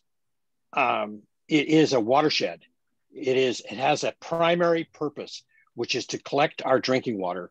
We're a water company. And it's nice and good that we can provide recreational benefit, but we're not a park. And I think that's critical in the thinking to understand the real function of the water district. It's great that we can accommodate more than one function. I grew up in a water family, always involved with water for 70 years. And, you know, the normal for watersheds of our type would be to have no access at all, that you just basically lock them off. And the reason for that is water quality, ensuring that the maximum water quality is maintained and that the opportunity for contamination doesn't exist, that is contamination by humans. So, you know, everybody should keep in mind that we're balancing a lot of balls here. We're trying really hard, but our primary job is to supply water to the people of Marin. Maybe I'll just add a quick comment, which I just think it's inescapable that here we were starting off with a conversation about watershed regulation and enforcement, and instead the dominant focus of the conversation has been mountain bike access. And it's inescapable that it is a very big, important issue. And I think really, in order to address our need for regulation and enforcement, it has to go hand in hand with the recreation plan.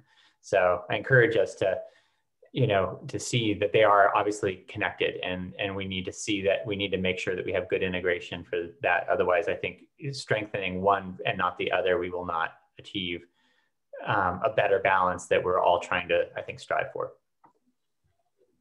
Okay. Okay. Thank you to the public for some really good comments. They're in the public record. And now we're going to move on to the broader issue of a all-around recreation plan, which hopefully is going to address a lot of these issues as well. Okay, so thanks everybody. And so that is our next item, which is item 4.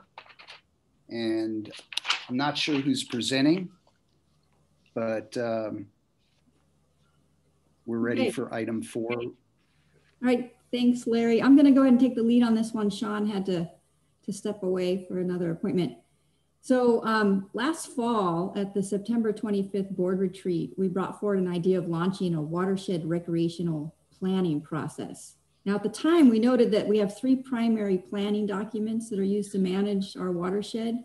And those include the Biodiversity, Fire and Fuels Integrated Plan, the Road and Trail Management Plan, and the Lagunitas Stewardship Plan. Now, the current suite of management plans do not directly address how we manage the watershed from the perspective of different visitors groups, nor do they dictate operational procedures to guide recreation management. Some folks get a little confused about the Road and Trail Management Plan. That plan was developed primarily to manage water quality impacts from erosion and sedimentation from our fire roads. So while oftentimes road and trail management plans talk about recreation, that plan is really more geared towards maintenance of our roads and making sure that they don't affect water quality. So today I'll be providing a brief update regarding our next steps for initiating a watershed recreational planning process. And so with that, I'll go ahead and continue. In the interest of creating a solution-based approach, we're proposing to partner with the Golden Gate National Parks Conservancy to convene 2 public meetings that will help us scope the recreational management plan before we issue requests for proposals.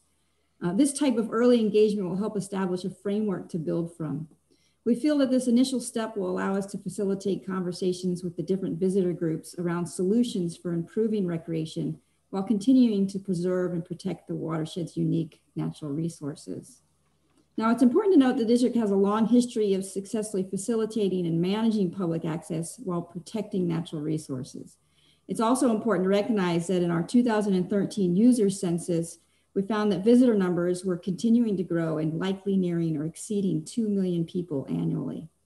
So, and also in recent years, and in part due to COVID, we've seen a rapid increase in the number of people interested in having access to open space And many are new users who are just beginning to develop their own connections to Marin County's unique network of open space lands. So as we initiate this planning process, it's important to recognize from the start that recreation management planning is complex and difficult, and that at times there are perspectives and goals associated with different stakeholders that just won't align. So at these public scoping meetings, the district plans on bringing together a panel of experts from academia and other land management agencies who have had notable success in addressing some of these issues. And we'll ask them to assist us with guiding the stakeholder discussions. To do this, we'll bring together, let's see, I think that about covers it there. So we're also going to be focusing on some of the discussions on managing visitor access, diversity, equity, and inclusion in open space, and solutions for addressing ongoing visitor conflicts. We'll talk about outreach and partnership models for influencing recreational culture and strategies for balancing natural resource protection and recreation. So this, hopefully out of these meetings, will provide that framework to create a scope of work for the proposal process. Now this will just be the beginning. I mean, once we actually select a consultant and moved on to the actual development of the plan, I'm sure there'll be additional stakeholder meetings in the future as that process moves forward. Okay, any questions? Crystal, would we be having the meetings here in Marin? Yeah, of course, with COVID, there'll have to be Zoom meetings here in Marin, depending on, you know, our vaccination status. Right. Yeah. And you're planning on getting this rolling in the summer or before? Right, yeah. Summertime? Yes. Okay. And is there any thought to giving some of the stakeholder groups, some of the user groups, a place on the dais as opposed to just management type people? Well, the intent is to guide the discussions with some experts in the field of recreational management, and then try to get from the stakeholder groups their interests and what they would like to see as part of the recreational planning process. So, you know, hopefully the panel that we'll put together will help facilitate that discussion. Okay, okay. Okay, other members of the board want to weigh in? Sounds like a very good idea to me. Yeah. Yeah. Yeah. Yeah. Just to start. Yeah, it is. It's a big topic and it deserves this kind of treatment. So I'm glad you guys are taking it on. That's what it needs and it's what it deserves. So, okay. Any other comments from staff, or should we ready to open it up for public comment? Sounds like we're ready for the public. Terry, how many commenters do we have? Right now, I just have 2. Okay, let's give But sometimes it goes up. Okay. Like now. Okay. It's like bingo. We have more hands going up? Yeah.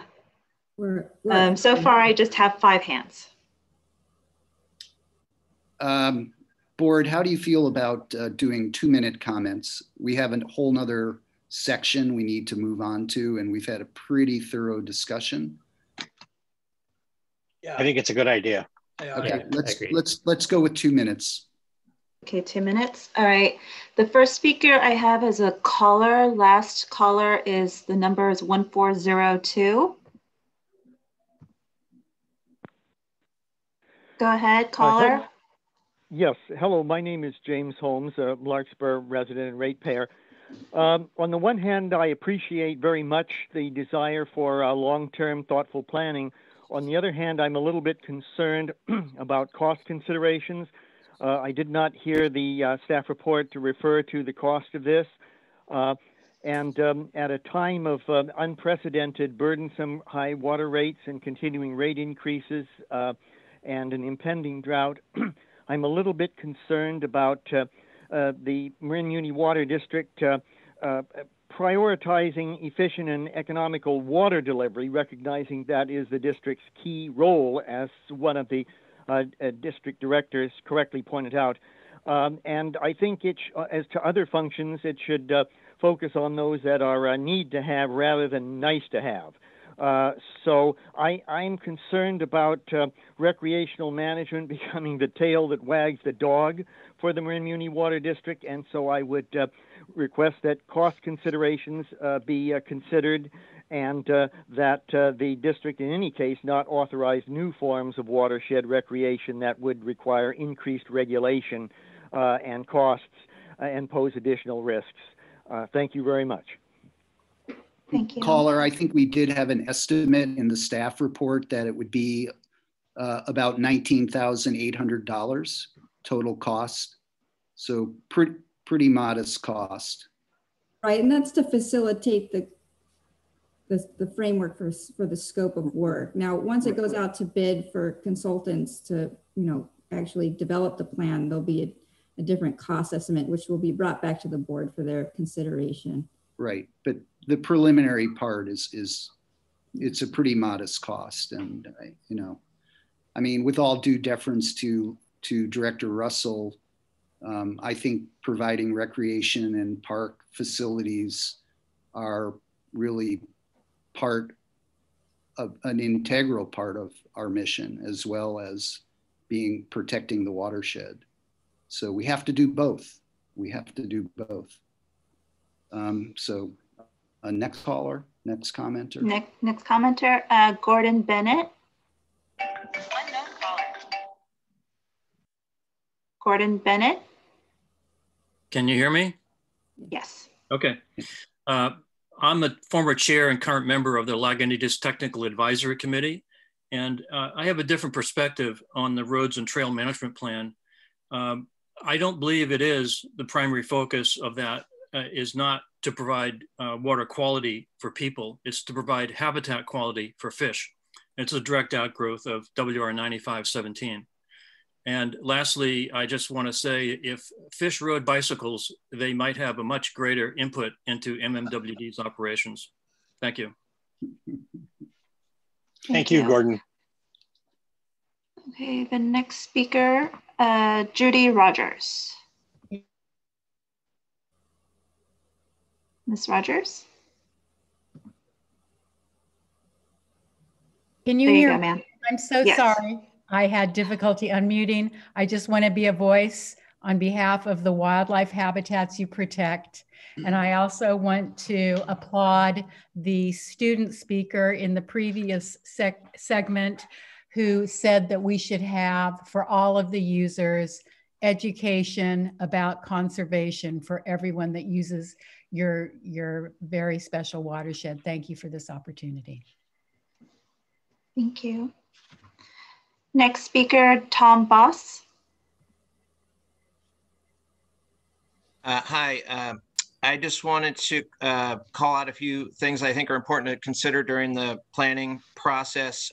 First of all, let's find some very talented people to guide this process who have background. Consider looking at what Marin County Parks did with their road and trail management plan, which did include recreation, and came up with a tool chest of ways to deal with conflict as well as distributing different users. There's also a state parks trail user conflict study that has some really good ideas and data. I want to push for considering doing some side projects during this process where we maybe deal with some of the high use areas, maybe on a voluntary basis. We implement education, a little more ranger presence, and just educate the public about the challenges that are being created by the spike in use. And really just let's focus on the problems and not the users. Let's make this an inclusive process. And yeah, I look forward to participating. Thank you. And last speaker is Jeff Geild. Hi, thank you for the opportunity to speak again. I'm heartened by the comprehensiveness of the planning.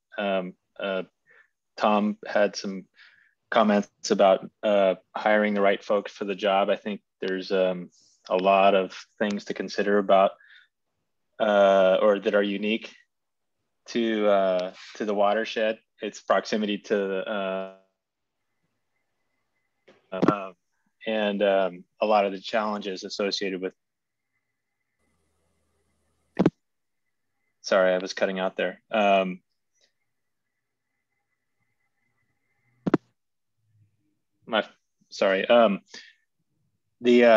So just thinking about hiring the right folks to do that study.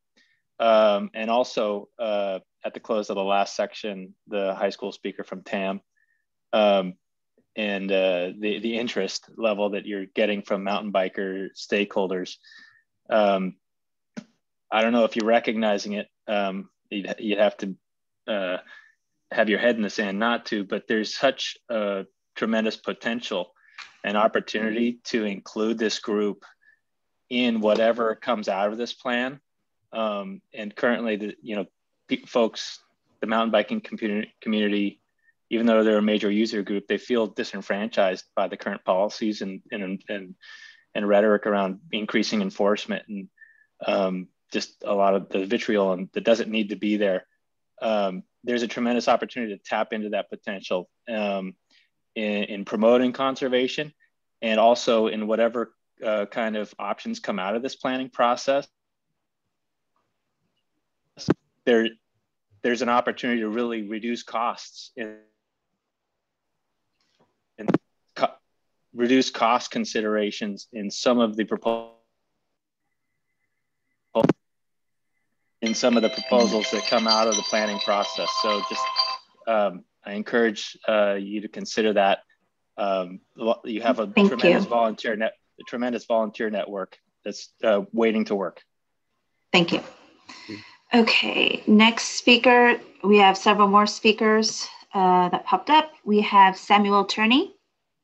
Yeah, I just want to echo what Jeff was just saying about just getting input from kind of all the user groups. I really want to kind of hope that as a user group, mountain bikers will be engaged actively, proactively, because there are a lot of mountain bikers out there, myself, for instance, they're very interested in the stewardship of trails and the overall ecosystem of the watershed. I myself have volunteered to build trails, and I'm very interested in doing that. And I would love to, have input into the process and to also have elements of, how can Marin Water District further engage, its various stakeholder groups in, proactively working and helping to build, an environment that's inclusive to everyone using the watershed.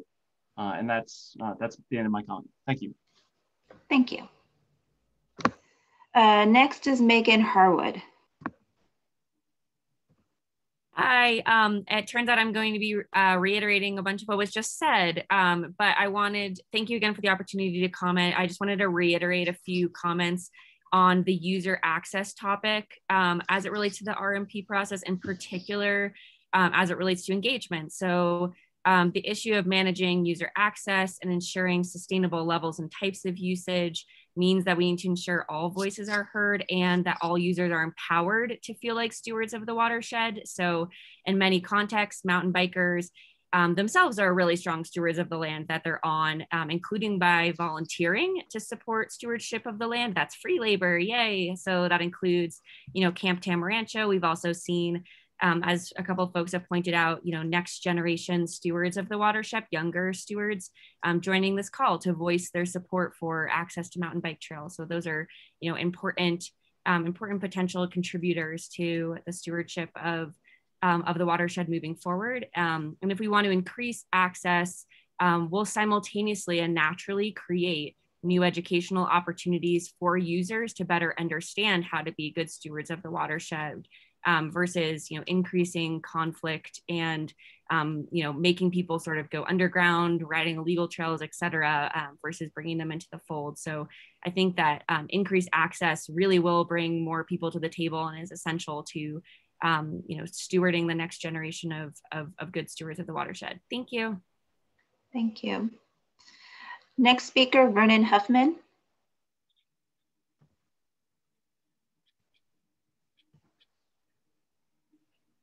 Yeah, can you hear me? Yes? Yes. Hi, thank you for the opportunity to comment, and thank you for the willingness to review your recreational management plan. I think it's well needed. I actually was a part of the plan in 2005. And one thing that struck me, I went to several of the public meetings. One thing that struck me is that recreation and the changing user group at the time wasn't really addressed. It seemed to actually, the management seemed to want to avoid it. So in this time around, I really hope we get into it and we engage all the user groups. One thing I wanted to point out though, that sometimes when we talk about Zoom meetings and we talk about bringing people to the table, that doesn't always get to the heart of what the users need. And I wanted the district to just contemplate some trailhead surveys. That's what the open space did with their new roads and trails management plan, is they actually went out to the people, to the trailheads on random days and times, and they interviewed people with set questions. And that data really informed where the district went and where the district discovered where they needed to address the changing demographics and what policies might need specific changing. So I just feel like sometimes when we come to your table, there are special interests in mind that don't really reflect what the actual boots on the ground users need. So trailhead surveys is really important to me. Thank you. Thank you. Okay, and the last commenter is Laura Charlton. Hi, thank you. I'm just going to read a snippet from the study in the journal that I cited earlier, California Department of Fish and Wildlife. Expanding levels of authorized and unauthorized non-consumptive recreation increasingly threaten sensitive biological resources in areas protected primarily or solely to conserve them. The majority of the documented effects on wildlife from non-consumptive recreation are negative. From a review of 84 papers in the recreation ecology literature about the effects of recreation on wildlife, the following topics emerged as warranting full consideration: trail-related internal fragmentation and expansion of the effect zone, the proliferation and the use of unauthorized trails and disturbance thresholds, population level effects, distinguishing facets of mountain biking, interpretation of observed behavioral responses by wildlife to recreation, magnitude and duration of responses, comparisons of effects among types of recreation and results among studies, cumulative and synergistic effects, habituation, and the complexity of recreation ecology. And one of the things that hasn't been discussed here, which I would like to have included, is capacity. And I keep hearing from the previous speakers that they want increased access. But guess what? We can't really have it both ways. And that includes hikers and humans and dogs being in the environment. If we want to protect the wildlife and the integrity of the ecosystem, then we need to consider less access and protecting areas and making sure that we have something for future generations. Thank you. Thank you. Okay, one more speaker, Mike Nettleton.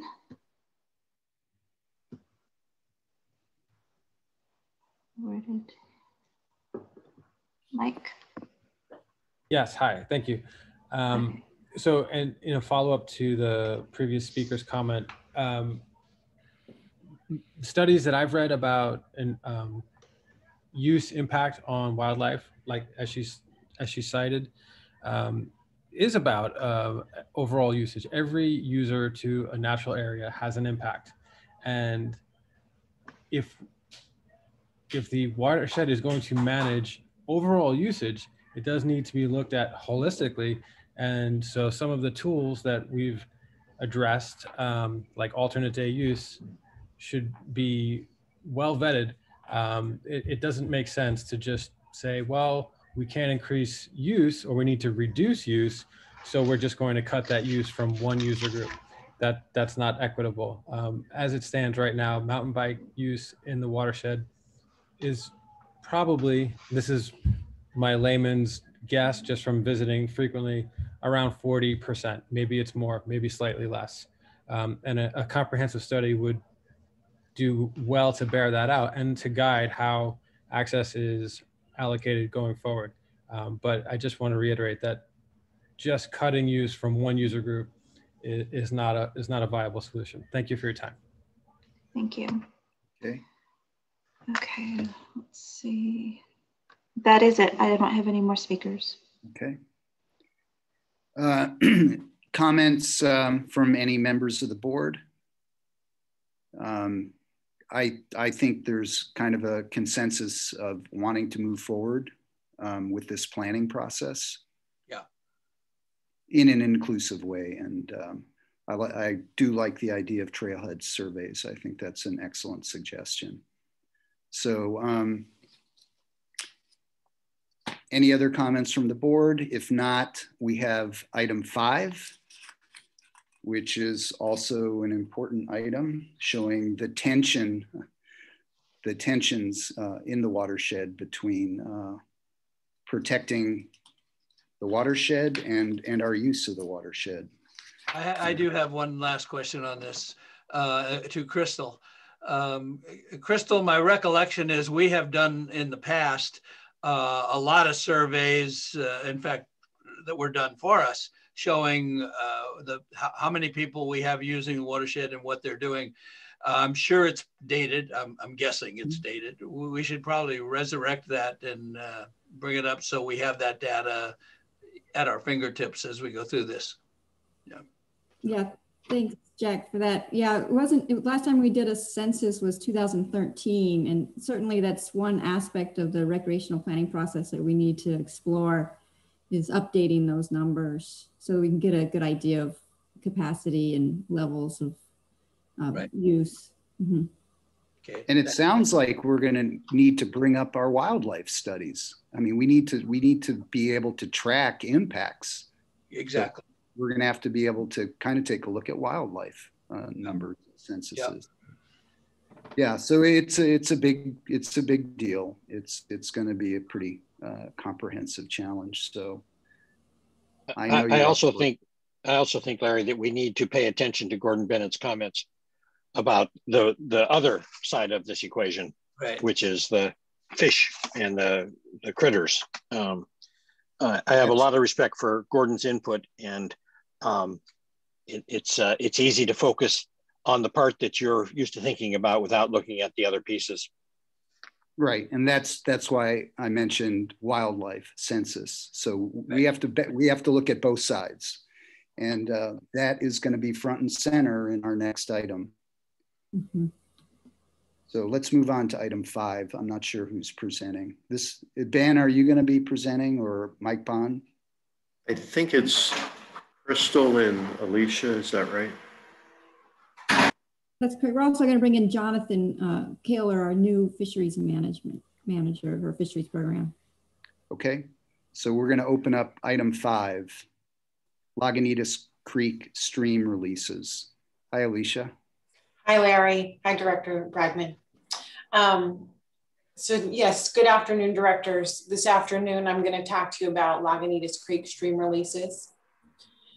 As a condition of water rights permits for water use in Kent Lake, marine water is subject to State Water Board Order 9517, an order intended to protect fishery resources and to prevent unauthorized use of water within Lagunitas Creek.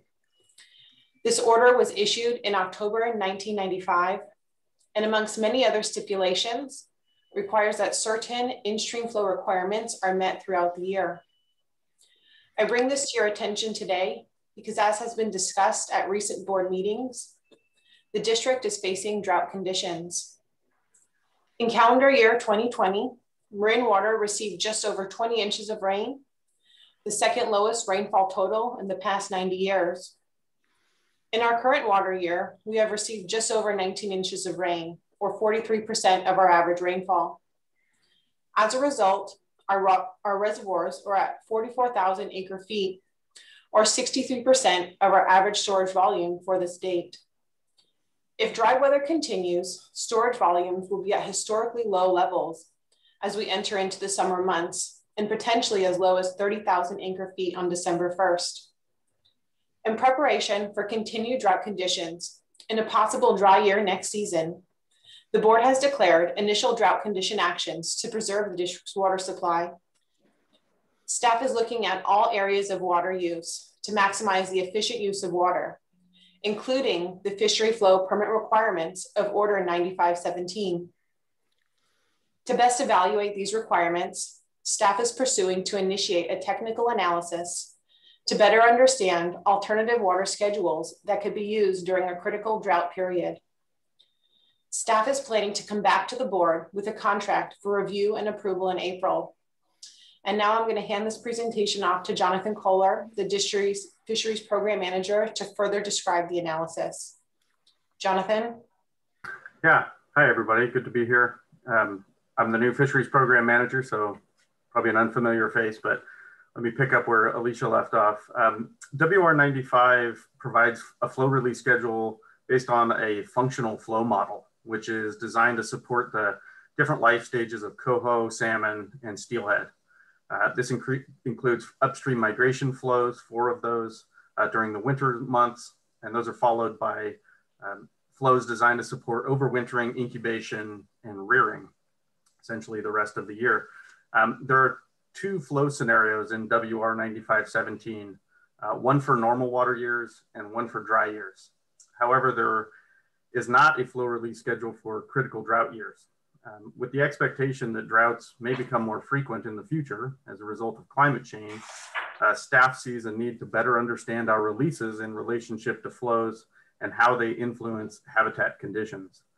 So out of concern that the community may face more challenging water supply conditions in the coming months, staff is recommending that we initiate a preliminary study to evaluate different release scenarios that could be considered during a critical drought year.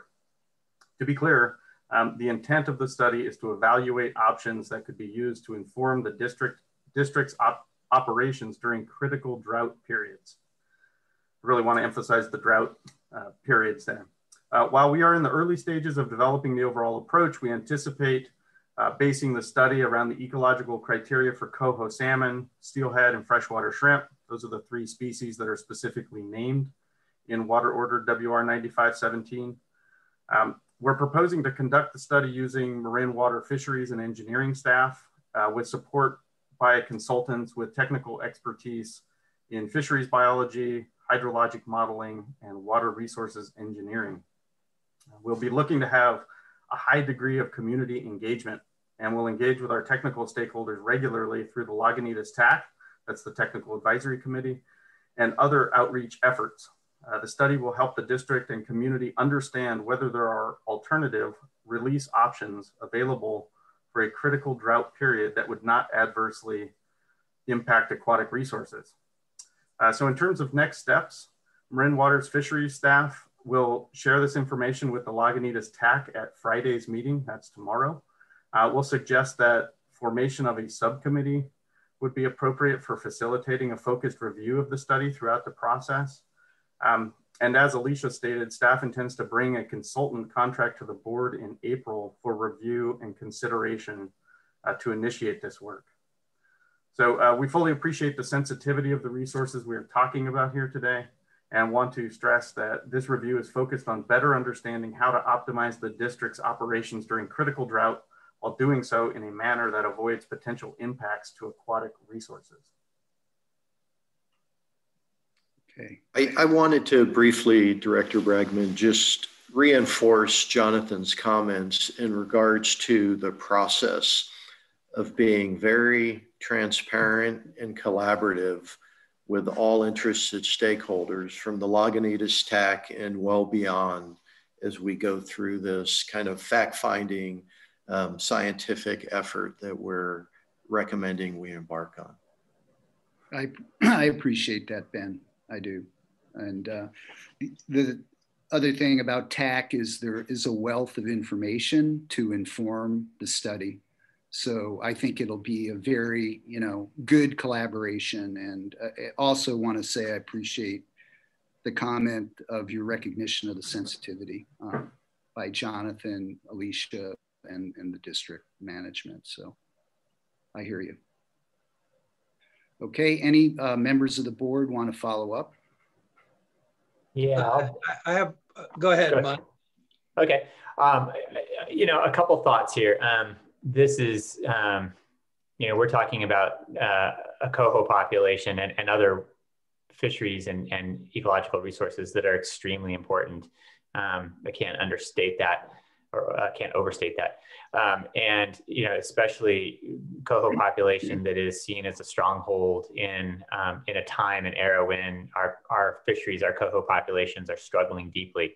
And so the idea of doing anything that might further endanger them at a time when they're extremely threatened with the risk of extinction, I think it really raises a high bar about being very careful about our management.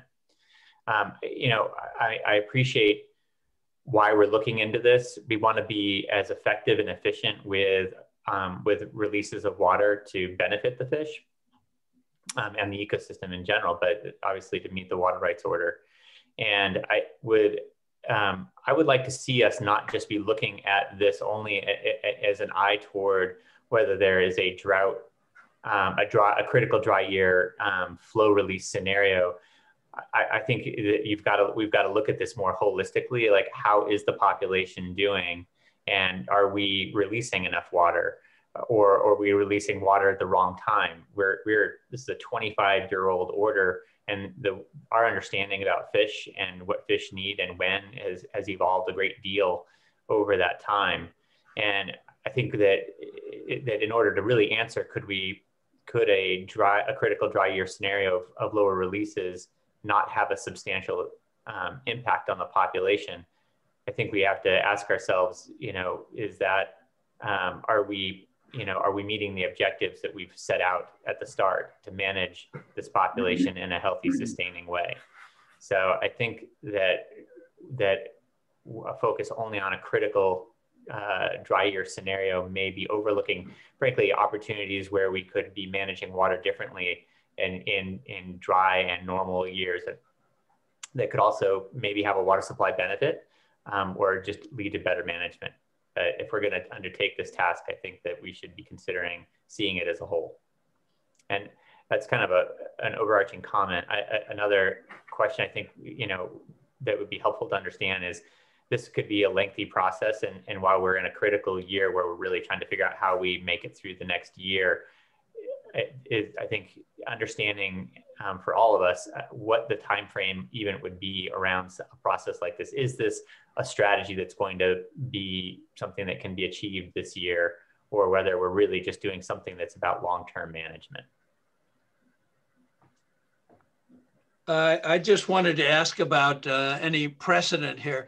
I know that at least one time before we have requested relief under Order 9517, but I think at least my recollection that we backed off of the process before it went all the way through. Have we ever gone all the way through the process? I believe the answer is no, unless anyone knows otherwise. I believe it's exactly as you said, that we started to go through it at one time, but since we've had the order, we have never deviated from it. That's correct, Director Gibson. That's my understanding as well. Since we've had this order in place, we have never asked for any kind of modification or temporary. So effectively, we're breaking ground here. We are looking at this with fresh eyes. Yeah. And any deviation would have to be approved by the state. Right. Yes. Absolutely. That's correct. Yeah. The process is we have to go through a request and right. Say yes or no. Yeah. That's correct. And I believe that it's premature to say that that's the direction at this point. I think that we're just taking the first steps to look at what the flow regimes look like, what the modeling looks like, and then potentially evaluate whether there are any opportunities. Okay. What is the estimated time frame for our work and then the state to respond? Alicia or Jonathan? Yeah, I can let Alicia speak to the scope of work, and then the state response would depend on what the request was and how it was submitted. So we are still putting together the scope of work. So the schedule is fluid at this time, but we will have a more concrete answer when we come back in April with the contract and scope. Can you just give me a ballpark? Are we talking a month or 2 months or 6 months or 2 years? We're looking at a phased approach. So we're looking at some strategies that might give us some answers to some preliminary questions, and we're also looking at a longer term analysis. So we are looking at both strategies. I think the soonest that we would have any answers would be more along the lines of the 6 month as opposed to the 1 month that you suggested. That's helpful, thanks. Are we consulted? I think, oh, go ahead, Larry. Well, no, I think, go ahead. I think you're going to ask the question I was going to ask. Go ahead and have it.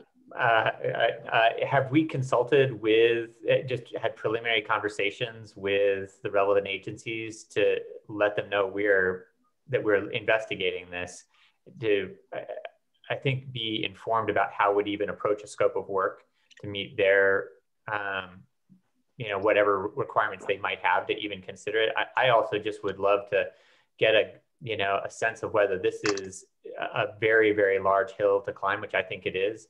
And before we launch into a contract to develop a set of work, we ought to know that it has, that there's a reasonable chance that something will come from it that yields the intended benefit, which is to try to come up with a better flow release schedule and, for critical dry years. And I would have bet that the agencies would be probably wanting to look at all the flow release schedules because they would see it holistically as well. Yeah, that's a good comment. We can go ahead and plan to talk to them before we bring this back to get their sense, of course. We have, my understanding is that we have built into the scope of work the potential for fluidity based on discussions with the resource agencies, and there is an intent to embark upon that discussion so that would be an iterative process. Seems to me like it would be a good idea to ask our friends at Sonoma Water for a copy of their document. I believe they've already filed this, and to ask the state board for a copy of a similar document. If they won't provide it freely, they'll get under a PRA. So those are really good. Oh, I'm sorry, Director Russell. No, go ahead. No, I was just going to say, Molly, that, or ask the consultants if they've got a copy of one they could show us in the, for work they've done similarly for someone else. Yeah, we plan to do that. We are looking at that. The Sonoma Water circumstances are a little bit different, so we want to look at what circumstances would be most similar to ours. Yeah, all of these are going to be different, but the route is the same. The document that the state board is going to be looking for is similar. And same with Fish and Wildlife. They're going to be, there's certain, I think Monty hit it right on the head. There's certain boxes that he didn't say it this way, but that's what he was really saying, is there certain boxes that need to be checked. We need to know where the emphasis of their interest is. What is it that maybe it's a seasonal thing? Maybe before the run, they're less concerned, or whenever. Yeah, and just to note on Director Schmidt's comment that all indications are this is going to be a very steep hill and probably not a high probability. What staff's trying to do, given the historic nature of the drought we're in, is leave no stone unturned. And water releases are a significant piece of the water demands in our watershed, in our supply. So we just do feel, and even if we don't meet the objectives, not that we really have any going into this other than understanding, are there opportunities, what impacts may there be, and are there ways to mitigate those impacts, and really engage the board and the community in the discussion before we would take a next step, of course. But yeah, all indications are I'd just leave it as a pretty steep hill. Yeah, well, recall how we got here. I mean, the state board sued the water district. And originally the order called, as I recall, for 50% release of our collected water. And it was negotiated down to 25. So that is an interesting issue on its own, because obviously they were either rubbing their tummy to get to the 50%, or you know, we were extremely persuasive in convincing them that they weren't seeing things properly, which seems odd to me. I would just highlight too that in the last 25 years since this order, water requirements for water releases elsewhere in the state have not gone down. They have gone up substantially. And so I would temper expectations about and say that the hill might be even steeper than we're really envisioning.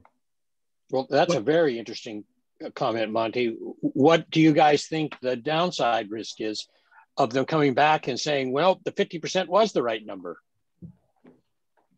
Something to think about. We're looking at all of those things really closely before, you know, we would think to make any decisions about. Sure. I think the process, as I understand it, is for temporary relief. It's not for a permanent change. So yeah, I think the standard is different. Sonoma has routinely gotten them, and it's a different watershed, and it's, you know, it's different habitat. But I don't think exactly. Yeah, I just don't think anybody's looking to retreat. I think we all understand we have a covenant to protect this watershed and to protect the fish. So I don't think anybody wants to abandon that responsibility. It's just a question of meeting the moment. The order came out of an agreement, you know, with the district. So, I mean, it was agreed upon. It wasn't handed down, so to speak, you know. Yeah. Yeah. But it also, Jack, wasn't like 400 cubic feet per second or 300 cubic feet per second. It was converted into a number. But as I recall, it started off at 50% and then it was reduced to 25. So yes, but in the context of settling a lawsuit. Of course. But fish don't know about lawsuits. No, and, you know, but the state does. And when you talk about their 50%, you know, it's part of the bargain. It's a negotiating tool.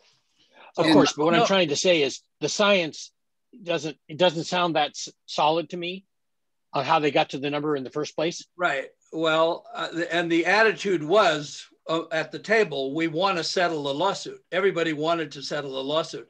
I think the most important point I heard in this discussion came from Monty when he said the change from 1995 to today in terms of attitude towards water use and so forth, it's a different world. So I would imagine that the view the state takes is a much harder line. Yeah. But hence my question about, is there a downside to opening the door in the long run? Not in the short run, but in the long run. We're going to have to look into it. But again, the idea is for a temporary emergency type of situation. So, right. And I think that, Jack, I don't know, that may even, the process for it may even be mentioned in the settlement agreement, WR 9517. I'm not sure. I don't know. I'd look to Molly for that. There is a process identified in the order. There's also the temporary urgency change petition process, and those are short term, as you're indicating, Director Bragman. And then there's also, of course, a possibility of a longer term modification to the petition. And you know, I don't think there's been any decision about, because we don't have enough information, what direction, if any, we would potentially recommend on any of those options. But you know, in a drought, in extreme circumstances, the temporary urgency change petition is the one that's typically utilized. And also for other events that, you know, require some temporary change that would then not permanently open the order.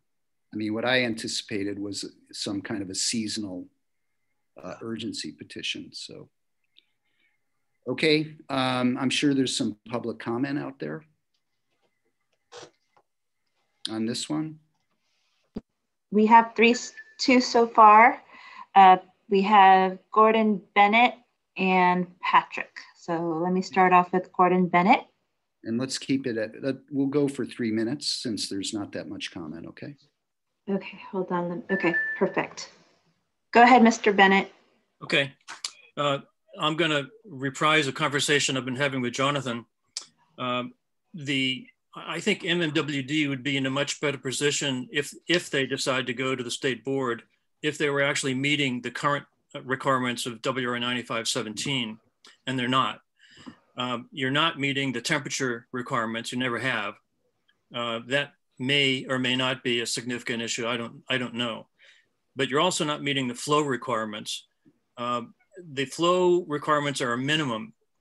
And if you look at last year, you met them on average, but average is not the same as minimum.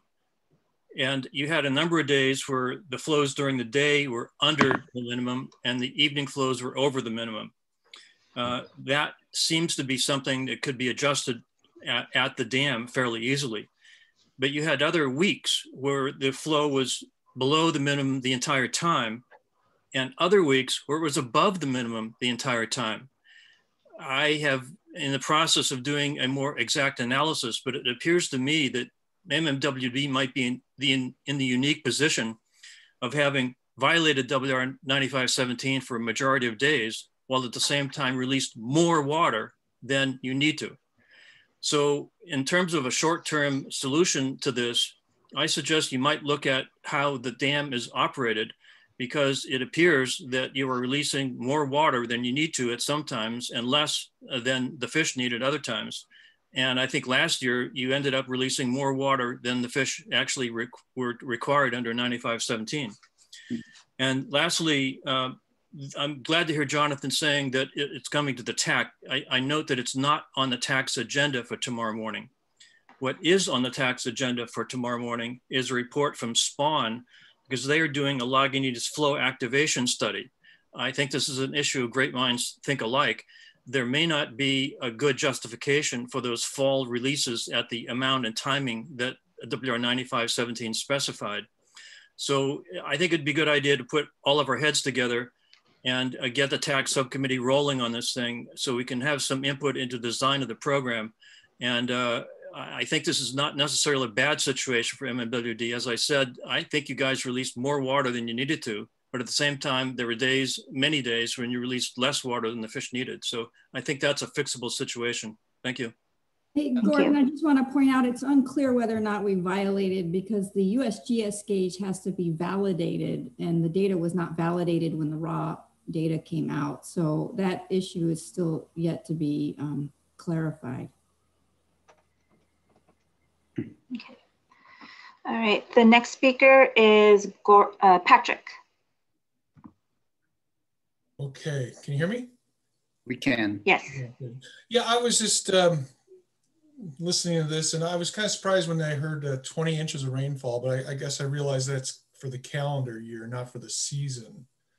And then when I looked at your website, has a great chart of rainfall for going back all the way to, I don't know, it looks like 1879, which is some really interesting data. And yeah, because last season we got 35 inches. But before that, an extremely wet season the year before, and 2 years before that, very wet. And I just did some quick numbers. For the last 10 years, we're above average. If you average the last 10 years, we're at 63 inches and the average is 52. I just kind of wonder about our storage and how many, you know, it's obviously seems like it's an annual thing. You can't store it for more than 1 year, or you have to release it. And it seems like every fall I noticed that the reservoirs are very low, and I figured it was to release the water so that they're ready to collect water for the next year and not have flood situations. So I don't know if that's what we face, or if possibly like the previous person commented and said about releasing larger quantities than we need to at certain times of the year. But yeah, I mean, if you look at this chart, California goes through cycles. Very wet years followed by a couple dry. And it's a cycle that's been going on for 100 years. So I'm just curious here. So that's my comment. Okay, thank you. And I think I saw Mr. Roger Roberts. So let me find him.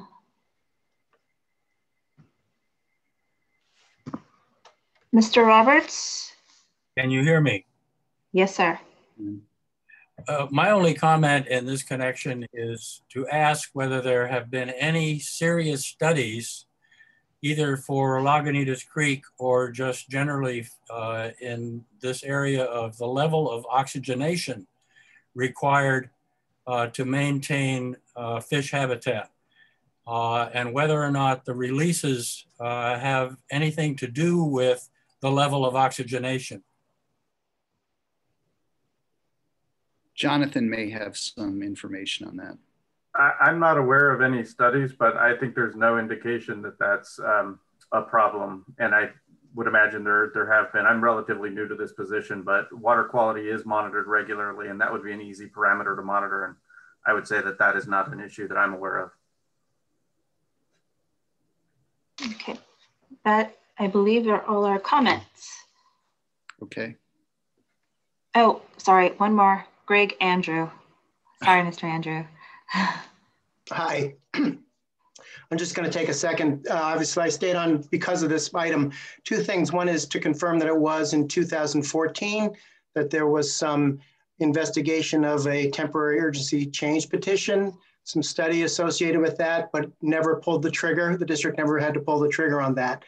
But out of that came some contacts with the State Water Board, and they are familiar with the process, as well as from what Sonoma County Water Agency, I think, has done more than one time. So that process for that is established and maybe new to the district, but isn't new to this, won't be new to the state. And then the second thing is that just to offer some assurance that I believe that the district's in a good place to have open, honest collaboration with stakeholders. There's a great deal of trust in the work that the district has done and the intent of the district to maintain its obligations under the order and for the resources. So 25 years ago was a different story, but now I think what you heard from Gordon is that the TAC will keep you honest, but we'll work with the district to